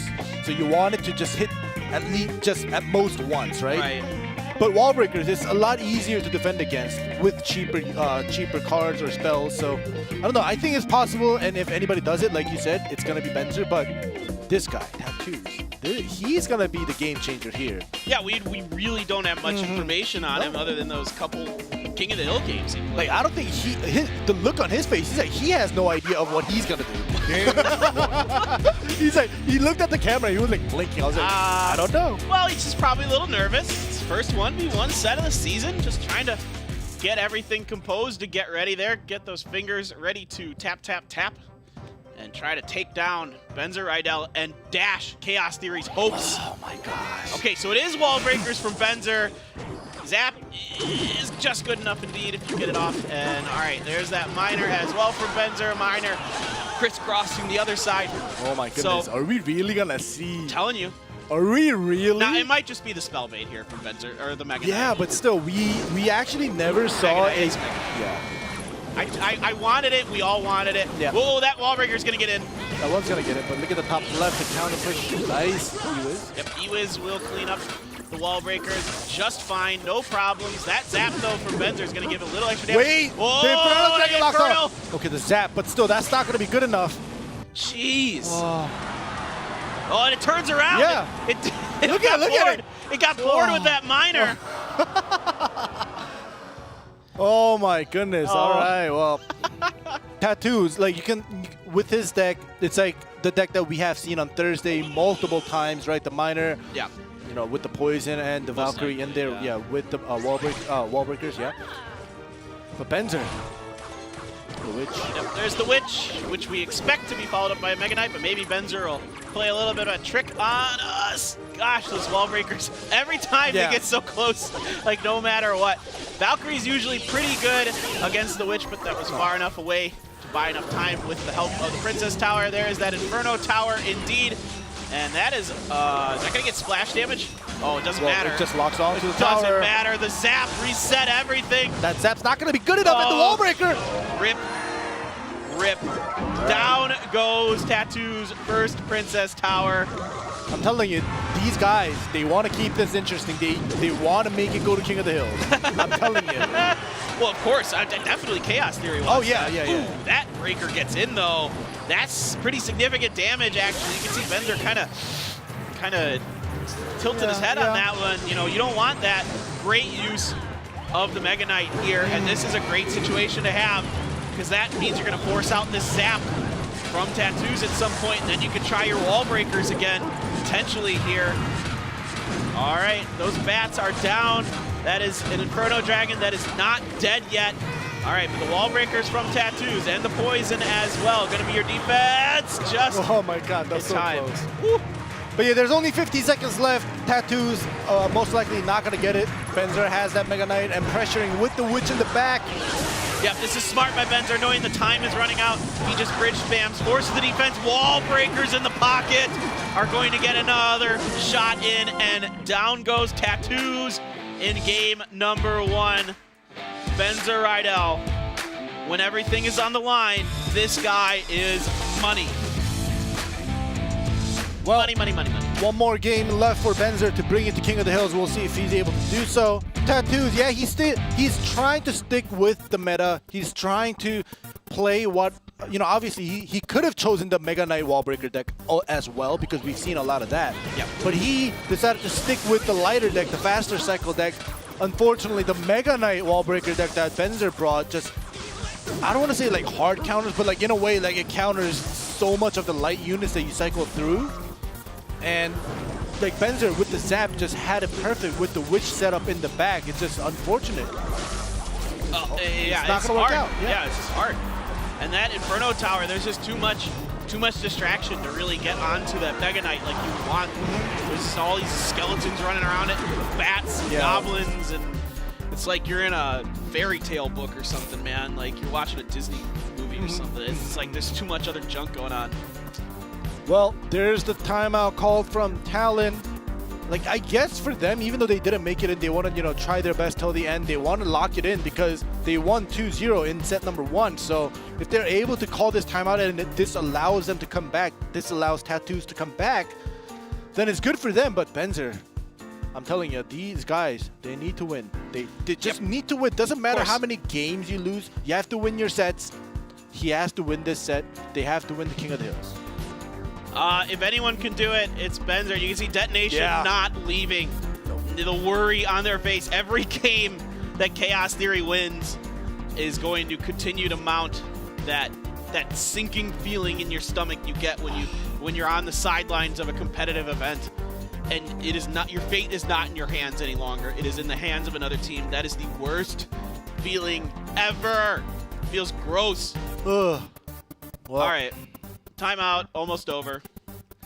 I don't think you can bring an Inferno Tower deck against Benzer. I don't think he's going to be running anything that's going to be super effective against. Yeah, like in a way, I guess Mega Knight, like just Mega Knight and Inferno Tower, like when you look at that, it's okay. But the way you saw Benzer played, he's so used to it. So he knows how to work around it. He knows how to send the bats, the skeletons from the witches, and even zap to negate everything that the Inferno Tower is supposed to do. Yeah, 100%. So you're correct about, you know, not bringing it against Benzer. I just wouldn't. I just wouldn't. All right, crisscrossing looks pretty similar to the start of the last one. Benzer is once again got that Mega Knight in hand. That is so nice for him to have that at the start there. What is going to be the answer from Tattoos? It is the Valkyrie again. So is this going to be fairly similar? Now there is a bit of a change here for Benzer. It's the Dark Goblin this time around. Maybe thinking there might be a graveyard or something like that. Ooh, well done. I think we're going to get the jump damage though. That's 440. Woo! That's a big chunk of change. All right, as we see from the first initial attacks from both sides, Benzer already done so much more damage. He used so much, he used less cards to defend and counter push. Do it. Tattoos, no, basically, Tattoos Tattoos has a very similar deck that's coming through right now. And I don't know if that's gonna work. Right, this is just another variant on this Mega Knight Witch Miner deck that we've been seeing all day. And Benzer's getting huge value out of these pushes. He is just out-dueling right now, knowing that he can drop the Dark Goblin with the Spear Goblins, soak up anything that E-Wiz wants to do, and now you're leading the way, and Tattoos has no defense for it. He knows it, so he's just going to try to set up on the other side. The bats are good enough with the zap to get rid of it.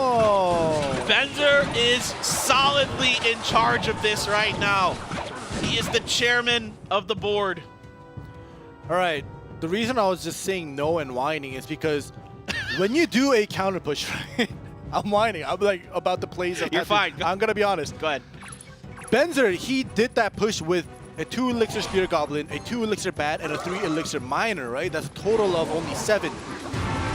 Tattoos, he counter pushed with the Miner wall breakers, but Benzer has more than enough Elixirs to defend against it because he didn't use all 10 Elixirs to do a push.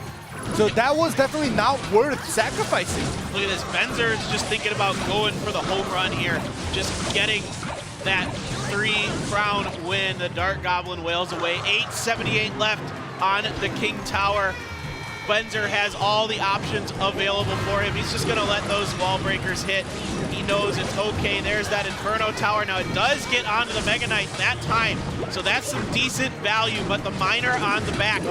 Wailing. And the Dark Goblin connects. Oh, no. That is it. Benzer 2-0 to keep Chaos Theory season alive. What a man. What a man. Yeah, woo! He is a man. He's the man for Chaos Theory who brought them and kept them alive for another short breath. But it's just King of the Hills, though. They're not in yet. They're not done. They're good at King of the Hill, man. Oh, yeah, are they? Well, they're okay. I mean, well, Carol is just 3-0 one time. Yeah, other than that, they actually haven't gone to many King of the Hills. Right, just against Kix and DragonX. Yeah. They lost to Kix, but, Benzer at least took a game. That was the one where JP just, he came in there and won those last 2. Yeah. It's good news for Chaos Theory. I think that most likely what we're going to see for the lineups for the King of the Hills. Benzer will be in there somewhere. I'm expecting Careless just because he had that 3-0 the last time we saw him. Against, by the way, against a DragonX lineup that is really, really good. You were about to say something else in between that. No. But anyways, yeah. Alpha, True Fast, and Line, he was able to sweep them Careless, so we'll see.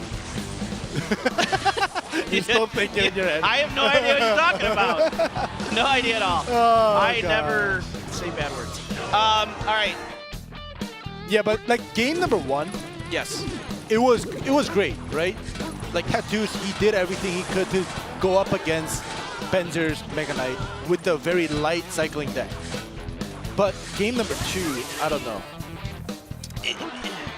It's the same deck, and it's this thing I've been saying kind of throughout the season that it's, you know, that one of the definitions of madness is doing the same thing over and over again and expecting different results.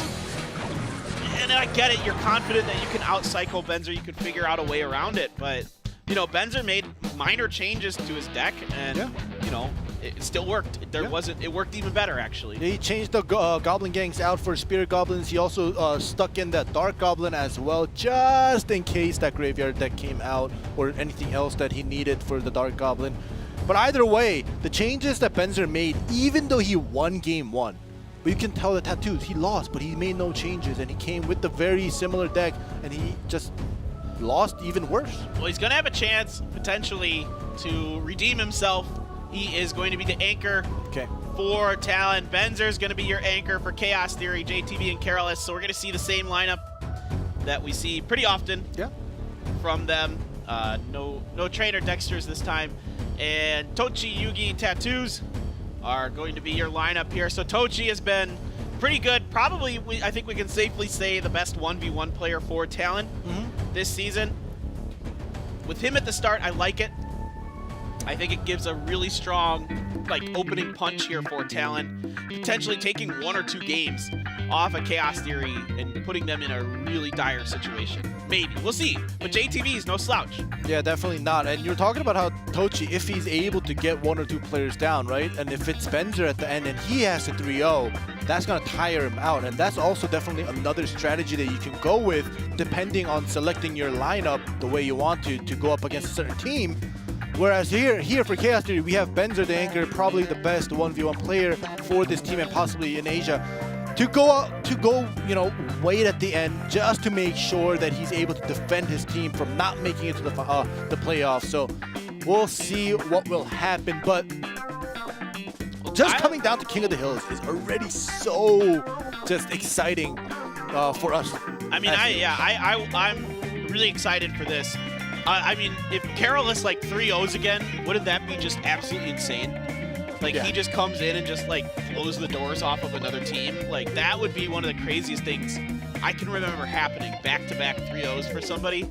Like, I mean, yeah, we have the Jack. We had the Jack Attack. Yeah. The 5-0 Jack Dream. Attack. That's what I'm calling it now. Oh, my God. The Jack Attack. I wish I would have thought of that last season. Yeah. Because, like, I'm so Jack much more Attack. clever, like, after the fact. Game 1. All right, here we go. One of the biggest King of the Hills you are going to see all season. Chaos Theory fighting for their lives, trying to scrape into the playoffs anyway, anyhow they can. Against Talon, who wants to be the evil villain. No, they're not. No, they're not. Oh, I'm just joking. All right, well, defensive Miner unable to get that away. JTV's Miner still gets Lava. We haven't seen this boy in a while. We've been busy with the wall breakers and the Mega Knights and the witches and the what have you, as we're seeing here from JTV. And there is an Inferno That jump is still gonna go in. Yeah. Okay, nice cards. Well, those wall breakers are gonna go in because they have 1,000 nothing damage. for them. This is what I'm talking about. They get behind a tanky unit and there's just like no good answers. All right, well, Tochi, I hope he's satisfied with the trade that he's doing. Very, very weak Lava Hound. Just locks on to the Princess Tower. Yeah, he's gonna do probably like 400 or 500 damage. Uncontested, but all right, good continual with the Miner. It's going to be about an even trade for them. Tochi has a little bit of elixir. those He's wall just breakers. going to let it go through. That's 800 damage. And now... And the Inferno Trap. Oh my god. What is happening? Oh boy. Well, Tochi's waiting. He wants to build up for another push. All All right. Well, you gotta watch to see what he's thinking, because from what's happening right now, JTV, he's feeling comfortable. He's like, all right, well, 2 times you let the wall breakers through. Now there is an interesting variant in JTV's Mega Knight wall breaker deck here with the E-Wiz. Okay. So that's not something we've seen paired with it very much as far as any of the professional leagues that I've seen.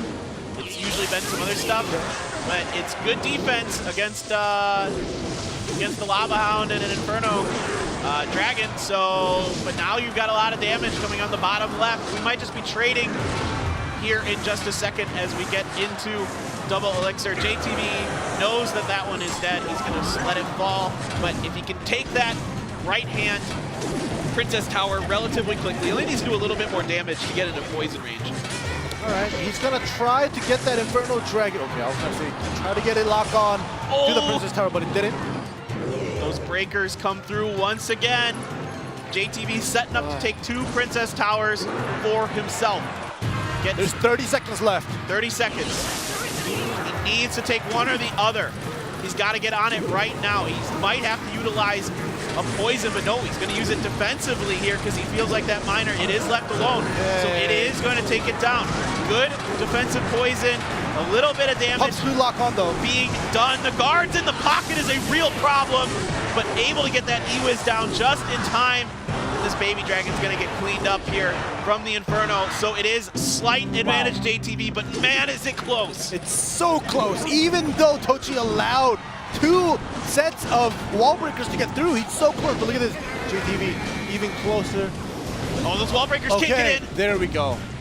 Has to use the fireball. Oh my goodness. JTV pretty happy about that. But now, Bridge lava.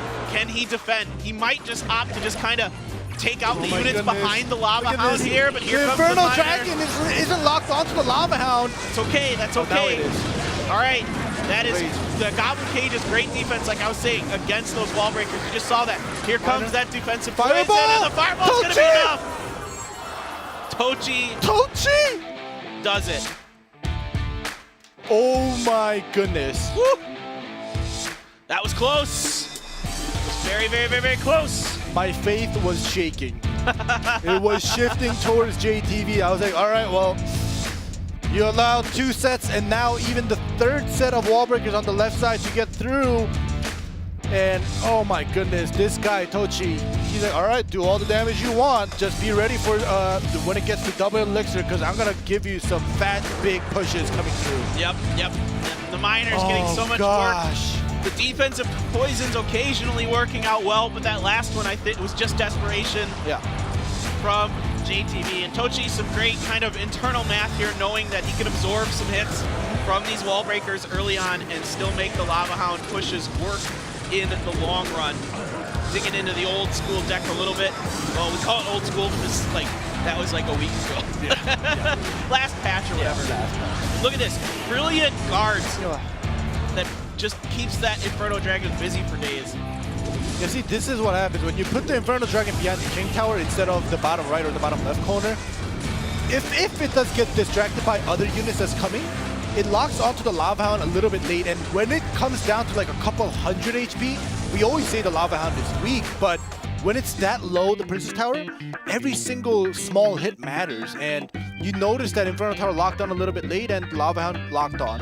The Fireball came in, everything else just followed up, and it was just so close, but I don't know, I think the Inferno Dragon should have been on the right corner at the end for, whatchamacallit, JTV. I see what you're saying. Yeah. Well, it's hard as well for JTV because he has poison as a defense, as a spell. Yeah. You'd much rather have Fireball in that situation, but you're trying to get that minor poison chip in and that kind of thing. And the Goblin Cage is a real issue at the end of that game because it perfectly defends the wall breakers. Yeah. And you have a Goblin Brawler that comes out of it afterwards. Problem after problem, but now this is the man that swept DragonX. We'll see if he's able to do something about this, because now they took a step back here with JTV losing against Tochi. But now we have Careless who has 3-0. We have Benzer as the anchor. These 2 players, they have to do it. This is crazy. This is so much pressure. And Talon it's weird because you're playing against, Talon, who doesn't have anything to lose. Yep. So they can just come in here and just play whatever they feel like, throw whatever they want at you, and you have to try to answer. Talon looking good right now with the win from Tochi in the first game. Really puts it on here for Chaos Theory. Careless versus Tochi Lovac. One game. That is all. It just doesn't seem fair sometimes when you get to the King of the Hill. It's going to be a Goblin Cage from Careless and Tochi as well. When you're going up against a team that has nothing more to lose, and when you're going up against a team like that, it's scarier because they're gonna, they're not stressed out. Right. So you get a little extra damage with that zap. And here come the Brawlers. We're going to meet and exchange blows. Let's keep it above the belt, gentlemen. And it looks like we're okay. All right, so it is going to be wall breakers from Careless here. And, of course, Dark Prince, like I was talking about, if you place him properly, he eliminates all of those wall breakers. Careful. Yeah, I was thinking the same thing. Splash damage, but it's going to be good. Tochi bringing in the Sparky. All right, Sparky is fantastic against the Witch. He's good against the old Witch, good against the new Witch as well. So if that is indeed what Careless has here, if he's got the Mega Knight Witch on the back, who knows? There could be a lot of other things. He's just going to let that one go. All right, well, we've seen Tochi do this multiple times, and here we go. Lovely Giant Goblin. Zap is not going to be good enough. It's not good enough. It's not good enough. Boom. This is dire now. It does lock onto that skeleton, fortunately, but one shot from Sparky is more than enough. That's like 4 wall breakers. Right? No, it's like 1,100. That's why I use it. Yeah. It's not a trash can anymore. Take that, everybody. It's a science project from an elementary student. Yeah, well, I was good at science, okay? So. All right. All right. Ewiz is going to buy some time, keep that miner from doing some damage, and that's a dead fisherman. Brawler takes a little bit of damage from a bat, but nothing serious here. And now exactly what Tochi needs to do. Drop. Anytime that Witch is dropped, you're dropping that Sparky in that lane. 1,000,000%. And there, you have the Dark Prince available to deal with the wall breakers. He is going to go down to the bats, but the scary part is you've got a relatively healthy Sparky rolling down the right-hand side here. And yes, Mega Knight is good against Sparky, but when you've got a split like this, it's a lot harder. Oh, Sparky is going to get a shot. Oh my goodness, it's going to get another one unless he stops it. Oh my goodness. This Careless. is disaster for Chaos Theory. Oh no, is Tochi going to do it? It looks like he is. This is going to be another game here for Talon. And it is once again going to come down to Benzer Rydell. 3 games. He has to win 3 games in a row. That's it. He's already won 2. Yeah. Can he do the Jack? And win 5 games 1v1 without dropping a single one here in Clash Royale League Asia? I never expected this matchup to be this close. Oh my goodness. You can see it's starting to get real for Chaos Theory. They know that this is a lot to ask of any player. And this is exactly what you were talking about. Tochi beats 2 players, and even if he loses now, Benzer, you tire him out by forcing him to play a total of 5 games, even if he wins. Yep. It's hard, man. Oh my it's goodness. so hard. This is such... The Sparky Goblin Giant deck is so good against the Witch and the other things now. And now, if you've got the Dark Prince in there, you've got answers. You've got an Ewiz, you've got the Goblin Cage. You've got answers for wall breakers in this. You've got 3 great answers for wall breakers. Of course, Lightning in there as well. Great against the Witch. So it's got so many answers for this new meta deck. And I can see why Tochi brought it. It's really, really powerful. Oh my goodness. Right now, I don't know why. It feels like I became Chaos Theory. It's like I'm shaking. I'm shaking right now. It's like, oh my goodness. And I'm also shaking for Detonation Gaming because if Chaos Theory, if Benzer 3-0s somehow, then Detonation is out, who's watching in the audience. So, oh my goodness. This is so much. This is so much for any player to have to deal with. This is, I mean, in some ways, if you're a great player, you want these situations. Yeah. Right. If you're Benzer, you kind of want this. You want to be the one to have that huge moment where you win 3 games, you take your team to the playoffs on a huge day, winning your 1v1 set after you get blown out of the water in your first set. Then you're getting blown out of the water in the King of the Hill, and you come through here and just nail it. That is the stuff legends are made of. Not to, we have a legend, but this is that's how I was gonna say. That's how stars are made. This is legends with an S. All right, this is how stars are made. Yeah. And this could be Benzer's opportunity, or is Tochi just gonna do this? Is he just? I mean, look at this. Yeah. There's no pressure. All the weight in the world is off of them. They can have fun, and that's dangerous. Yeah, that's the most dangerous part. And right now, if Tochi wins, or if Yu-Gi-Oh! Or even Tattoos beat Benzer, they're gonna be the team that drag down. Look at them; they're so happy. Detonation, like the coach in the back, he is laughing, he is smiling, he is one step closer to the playoffs. I think Tempura is gonna have an aneurysm. Tempura does not look okay. Oh my god. He know. I mean, even though right now, you know, you got to be feeling a little bit better if you're Detonation. Yeah. It's this guy up here, and that does not help anything. No. That makes it way worse because it's Benzer, and we've seen him. You know, we know he's very capable of doing it. Battle tested.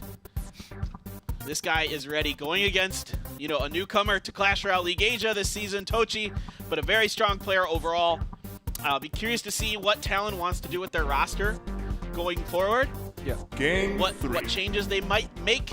Kind of, you know, you don't want to see anybody leave our league. They're all great guys, but you might see something. Just for the team, you know, sometimes you do have to let some people go if you don't think they match for the team. But before we get there, you see Benzer. Is he gonna still stick with that Mega Knight? Because he's been just sticking with that Mega Knight Miner wall breaker deck. That's all he's played. That's all he's played. If it ain't broke, don't fix it, I guess. And if it's against the RG, that's okay. It's okay. Yeah. Because as a Mega Knight user, like when an RG comes out, they always tend to get at least 1 or 2 hits, and that adds up. But a Musketeer here. And an Ice Golem. Okay, Here comes the yeah, balloon. the balloon. Yep, I was going to say. Variant, yep. Right away, that Musketeer comes down. I'm like, no, not Royal Giant now. Ooh, that balloon. Is more than Benzer. close enough. Oh my goodness. Benzer, what do you got? This push on the left has to work. Oh, the barbs. This push on the left has to work, and it is not working. Nope.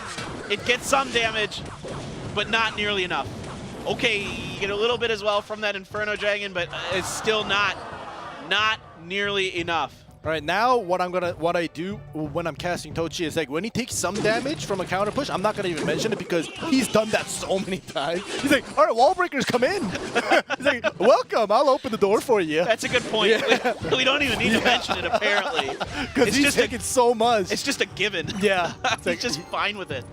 He's done the math so well in his own head. Okay, interesting use of the miner. Look at that. He forces out that Mega Minion just so he could take down this Furnace. Now this might give Benzer an opportunity to throw down the wall breakers potentially if he wants, but now we're already cycling another card here, so Tochi could be within a card of bringing back. He definitely wants to cycle through another Furnace ASAP here. The Mega Knight does come down. Now the moment that the Mega Knight is put down is the moment where you actually have to make something work. Yes. Now there are quite a few skeletons alive to help deal with the Barbarians, but there's still too much for that Mega Knight. That Furnace, and as well as the Ice Golem dying there, are just raking in deaths on these skeletons, on these bats, on these goblins. 30 seconds left. Benzer has 290 on the bottom right. That's it. Yeah, now he's got to switch lanes. He needs to play defense, but Tochi's going right at the attack, right at the back. Nice gob gang. Very good gob gang here. This is so much pressure. There is a great snowball there that cleans up so many of those units. That Mega Knight already so weak. Here come the wall breakers. I don't know if there's an answer. This is big. Okay, wait. The witch is locked on. Top right going down. Oh my gosh. Does he have the defense? Benzer! He does it! You madman! Oh Absolutely my gosh! Insane! He turned it around. It looked like there was no hope. It looked like this was the season. And somehow, this man does it. This guy. Woo! Are you Michael Jackson? I know. That was just like a Michael Jackson scream right there. Thank you. I hit that pretty well. Yeah, that was good. That was good. That was right on the nose. That's like the most pleased with myself I've been with like anything in like a day. Oh my goodness, but Benzer, that I'm running out of water. Like even Tochi. Yeah, you're running out of water, but yeah. Tochi, that was great too. He took down 2 members of Chaos Theory, but Benzer, man, that was just so close. You have another water. 1+1 Yeah. in the convenience store. All right, my voice is gonna need it because I am getting fired up for this one. I gotta save my voice, man. We gotta cast tomorrow too. Yeah. Tomorrow's the last day of Group B. It's so good. This is so good right now. Like, look at this, like so much damage going through here, and like now, the witch. Look how strong she is. The splash from the wall breakers kills the Mega Minion. Just nuts. And the witch she hits like a truck. It's 240 damage, I think now, per shot. And you were saying there isn't splash really, but there is enough where like minions, it'll hit 2 of them. Yeah. Like even bad story, like when they're crowded up, the one right next to it when they're attacking, like it'll die, but you don't feel it as much as you used to back in the day. Right. But now it's Yu-Gi-Oh! And they still have tattoos at the end as they anchor. So Benzer, oh my goodness, yeah. The first game for him against Tochi was close. He wins, but it was too close. It wasn't clean. No. He used too much of his brain power in the first game. Took a while for the processor to get running again. Too many Chrome tabs open inside Benzer.exe. All right, so Yugi Art, he's coming in here and he's got a tough challenge in front of him. My real thing that I'm thinking about right now is that Benzer has only played basically the same deck 3 times. I mean, a slight variant on the same deck 3 times in a row. What else can he do? Does Yugi have to expect that and play around it? Is he going to bring the Sparky? Gosh, why couldn't I think of that? The Sparky, because that used to be Yugi Art's signature. He was one of the first players to get the Sparky going and bring it in to competitive Clash Royale again. All right, well, he did the hairband headset setting for his hair. Hold it back, serious mode. Benzer is gonna keep. It feels like he's just gonna stick with it. Yep. But it is looking like a potential P.E.K.K.A. battle ram here. Yeah, that's a great counter if Benzer did decide to stay with that Mega Knight. Oh, okay, so that's different. Yeah, that's different. That's new. All right, so it is indeed the P.E.K.K.A. Maybe Benzer expected a P.E.K.K.A. because of the Mega Knight, and now he's gonna try to switch it up to a faster cycle and try to avoid the P.E.K.K.A. and do counter pushes. I'm really curious to see what exactly Benzer is rolling with here. A log as well. So it is still going to be the P.E.K.K.A. doesn't get pulled. This is just, I'm telling you, oh, Mega Knight, he's stuck with it, and... Yep, and here Yugi brought the counter. Oh no, oh no. That's potentially a dead Princess Tower here, but Yugi's not happy about something. He made a mistake somewhere in there. Well, you see both the players shaking their head, but I only feel it for Benzer because the first push, he loses his Princess Tower. Yugi's got to regroup here. There's nothing to be that upset about right now. Yeah, that's what I said. Stop shaking. He's got to stop shaking his head. Yep. Yep, there's that E-Wiz. They do get some damage in. So that was nice. Yeah, you need help from the Princess Tower with the E-Wiz. He doesn't just do it on his own. All right. Benzer, I don't know. Oh my goodness. If he comes back from this, I'm going to scream. Oh, it's and alright. I'm not casting tomorrow. I'm just gonna scream everything. He's gonna leave. Yeah, I'm gonna pull my voice that I'm supposed to use from tomorrow to today. All right, there is a P.E.K.K.A. there with the help of a zap. Finishes off. Ooh, you get some splash damage there from the Ice Spirit, so that's nice for Benzer. What's the defense going to be for this push? Yugi's already splitting up onto the other side as well. Maybe we'll see a battle ram in the pocket here or something like that. All right, the Hunter is helping. That P.E.K.K.A. You gotta drop it, you gotta drop it! Oh my god. Drop it. dropped it. Dropped it. He dropped it. Yeah. But now that Royal Ghost is going to chew through that King Tower pretty effectively. Here comes the Benzer push. All right. It is the wall breakers tie it up. behind it. It is going to tie it up. Tie it up. All right, is he just going to be able to get this? Is Oh, this going to wait. be King Tower down? Potentially no. There is the P.E.K.K.A available. It's so close. It is I'm not even really, joking. really close. Oh, this Royal Ghost again, though. Ah, that's going to turn the Hunter around, so the Hunter's going to help a little bit with it. Poison from 1,000. Yugi. 1,000. 1,000 on each one. And oh no, we lost our feed. Okay, we're back. Thank God. I was going to have a heart attack. God, Please no, don't do like- that again. I was like, what?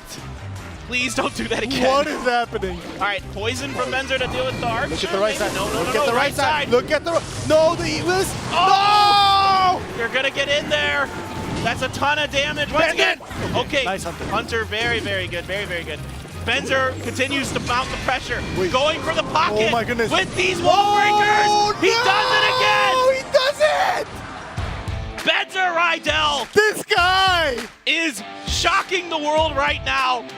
This guy, I don't even know anymore. this is unbelievable. This is the best King of the Hill you will ever see. I've never seen anything like this.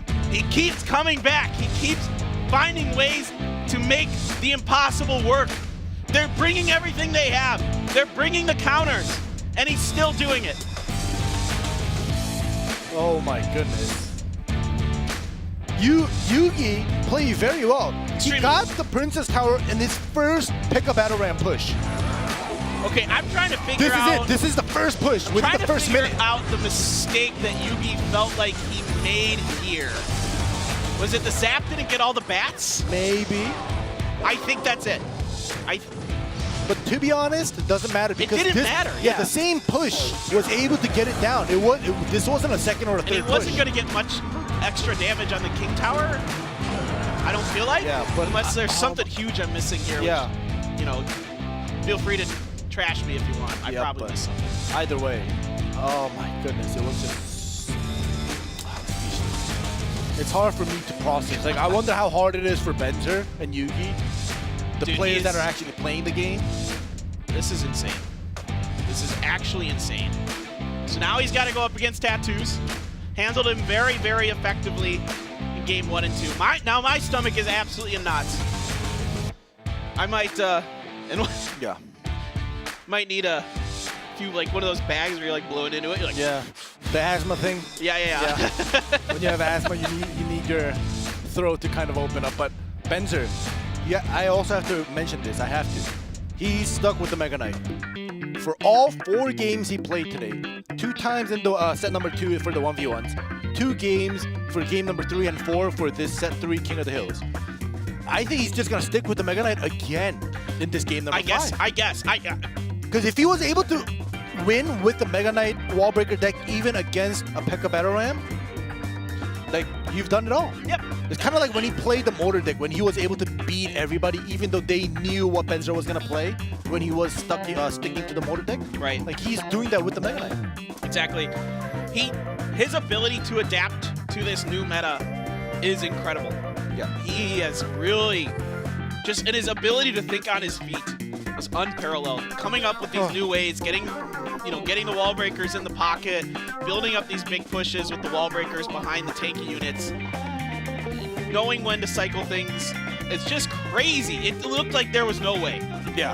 I mean, he loses that first Princess Tower in just horrific fashion.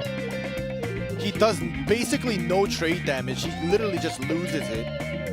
And he's able to come back and bring down 2 Princess Towers within such a short time. Oh my goodness. I mean, I'm going to lose my marbles if he wins this one. And if it happens again in the same kind of way where he starts out at a pretty big disadvantage. I think he's done that enough. No, I don't need any more of that, Benzer. My head hurts. Everything hurts right now. Oh my goodness. Oh my This guy. Here we go. This is one of the biggest games of Clash Royale in Clash Royale League Asia history right now. Benzer Rydell, if he does this. I'm telling you, like, he's just sticking with it. I think so. Yeah. I mean, what is the real answer? you know, there are answers available, but even if they bring them, it seems like he's thought around it. Sometimes when you even bring a deck, which is supposed to be the answer, if the player just outplays you, yes, it's still, there's always ways around it. That's why I love Clash Royale. Like, there's no one deck that if you play, you win 100%. Right. Like the person's place, like calculations, placements, every little thing, every little of those squares matter. Okay, so the lightning comes through, takes out the witch, gets some damage, looking like it's going to be the Royal Giant. I think this is a very smart play by Tattoos. He's building up the spell damage from the get-go. He's not waiting to trade until the end. He's just doing it from the start. Like, I agree. That Mega Minion, not enough to prevent the wall breakers. You're only going to get one out of the two. And here comes some bats to help deal with it. And Benzer now, he's just going to cycle through the Goblin Gang. He's waiting. Kind of keeping some trump cards in his hand, of course. Most likely that Mega Knight, because, you know, that's all he needs is this one deck. Oh, gosh. This one archetype. It's not been the exact same deck every time, but basically the same archetype through and through is able to get him a lot. Here he goes. Here we go. And you want this. You want this. Oh yeah. My gosh. The splash goes in. This is huge. Boom. Once again. And it locks on right away with the miner as well. Oh, that E-Wiz is going to get zapped out. Doesn't even matter. Look at the Mega Knight. This is crazy. Oh my goodness, Benzer. That's a dead tower. That's a dead tower. Why? All right, this time at least he's not making us like just shake and wait. He takes the early advantage. Can Tattoos do what Benzer did? Can he find a way around this? Another good lightning, getting that early damage, erases that witch. Now you're gonna get the miner in the back. You want that furnace dealt with as all the attention is at the front with this Mega Knight. That is a very hurt E-Wiz. And down goes the Mega Knight though. And we're gonna clean up the Mega Minion here basically as well. Here we go. Here comes the Royal Giant. The zap wipes out what's behind it. The lightning isn't in time. 15 seconds. 15 seconds. Benzer puts the wall breakers in the pocket. There is a log available so they don't get through, but he had to commit so much defense. There's no way with the Royal Giant you're getting this done in time. Benzer spams the Goblin Gang at the bridge. That is it. Oh my gosh. Benzer Rydell does the impossible. He does it. 5 games today. Winning every game he played. Literally putting Chaos Theory on his back. I have the goosebumps. I literally have the goosebumps. Like, I literally have the goosebumps. Oh, I can like, tell. Whoa. Oh my goodness. This guy is insane. I have to rewatch this without talking. This is crazy. And he does it with basically the same deck 5 times in a row. It was like, how is he this good? Goodness. I was shaking when Tochi got 2 wins. Because, you know, as we said, Talon, unfortunately, already not making it to the playoffs regardless. But they were playing their hearts out as well. And then when they won, Benzer comes out 3-0s. And look at this. Chaos Theory is emotionally exhausted. Yeah. Just completely. He came back there, and yeah, there were the high fives and stuff, but everybody on this team is completely drained. They're showing some respect to the other teams, the Talon and Detonation there with some clapping. Well played all around. Great season for Talon and Detonation. And Chaos Theory, well, okay, Benzer Theory. Yeah, Benzer Theory. Does it. What in the world did we just see? Goodness. Ending, that was... you know, like usually I would have like mentioned Detonation Gaming about how, you know, depending on how Benzer plays, they're going to make it or not. Like, I totally forgot about all that and just Benzer Theory right there all the way. But yeah, Detonation Gaming, finally I have the chance to talk about this. They unfortunately don't make it anymore because Benzer does it. He shows us a crazy game. I mean, the Jack attack was amazing. Yeah. The 5-0 was fantastic, especially because it just like it was Jack first at the King of the Hill. This is better. This is better. You will never see with this much pressure on the line a player playing out of his mind like this. In 2 games, he was way behind, and he comes through and gets it. And here you go. Chaos Theory, PONOS, DragonX kicks is how this one is going to sort itself out. The set wins, giving DragonX the edge over PONOS here. Chaos Theory eking their way in. Tomorrow, Group B, Entis and Fav already in the playoffs, but there's some stuff to play for at the bottom of all of this. No one else is out. And Nick and I are going to have to sit down and break out our graphing calculators to do the math, because the math is crazy.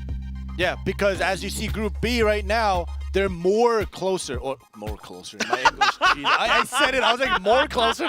Yeah, they're closer. More closer is they're both okay. Yeah, like most closest, right? But yeah, this is the bracket for playoffs. You guys can see, like we talked about this briefly on Thursday with G-Clef. The first place of Group A will go up against the fourth place of Group B, and second place of Group A will go up against the third of Group B. So like same thing, vice versa. You guys can see the teams that have already made it up there. It looks very confusing with all the blanks, but yes. it'll look very clean after the end of tomorrow. And I love that we have a losers bracket. Oh yeah, this time around, so everybody gets 2 chances to go through all of this. Tomorrow, great games coming up. Every one of them important in various different ways. OPGG against GameWith. GameWith still in it despite having not a great season for themselves. OG and Entis versus Fav should be a lot of fun. Those are your top 2 teams in that group, so that should be a really exciting matchup. And then Bren and Sandbox to wrap it all out. And my brain's not in any capacity to do any math right now. Yeah, I'm not gonna do the exact math, but what I want to tell you guys is you can't miss this, because you know what happened with Chaos Theory and Detonation? Like if one team wins, the other team loses, like can't make it. If the other team wins, the other team doesn't make it. Like stuff like that. Like depending on how your fate is, not like depending on how you do, right? Right. We're gonna have double of that tomorrow. Oh my God. That's what we're gonna get, because we're so close. Like OPGG versus Bren, GameWith versus Sandbox. Like they're tied up within each other. That depending on what the score is, like 2 teams can like go up and down. It's going to be absolutely insane. I'm going to have to drink a lot of tea with honey and lemon to keep my voice in decent shape, because I did a lot of yelling today because Benzer Rydell made me yell a lot.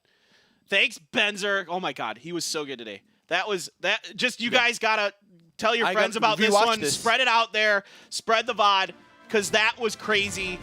This is what it is all about. That's why Clash Royale Esports is amazing. Thank you so much, everyone, for tuning in. We will be back tomorrow with the final game of the regular season.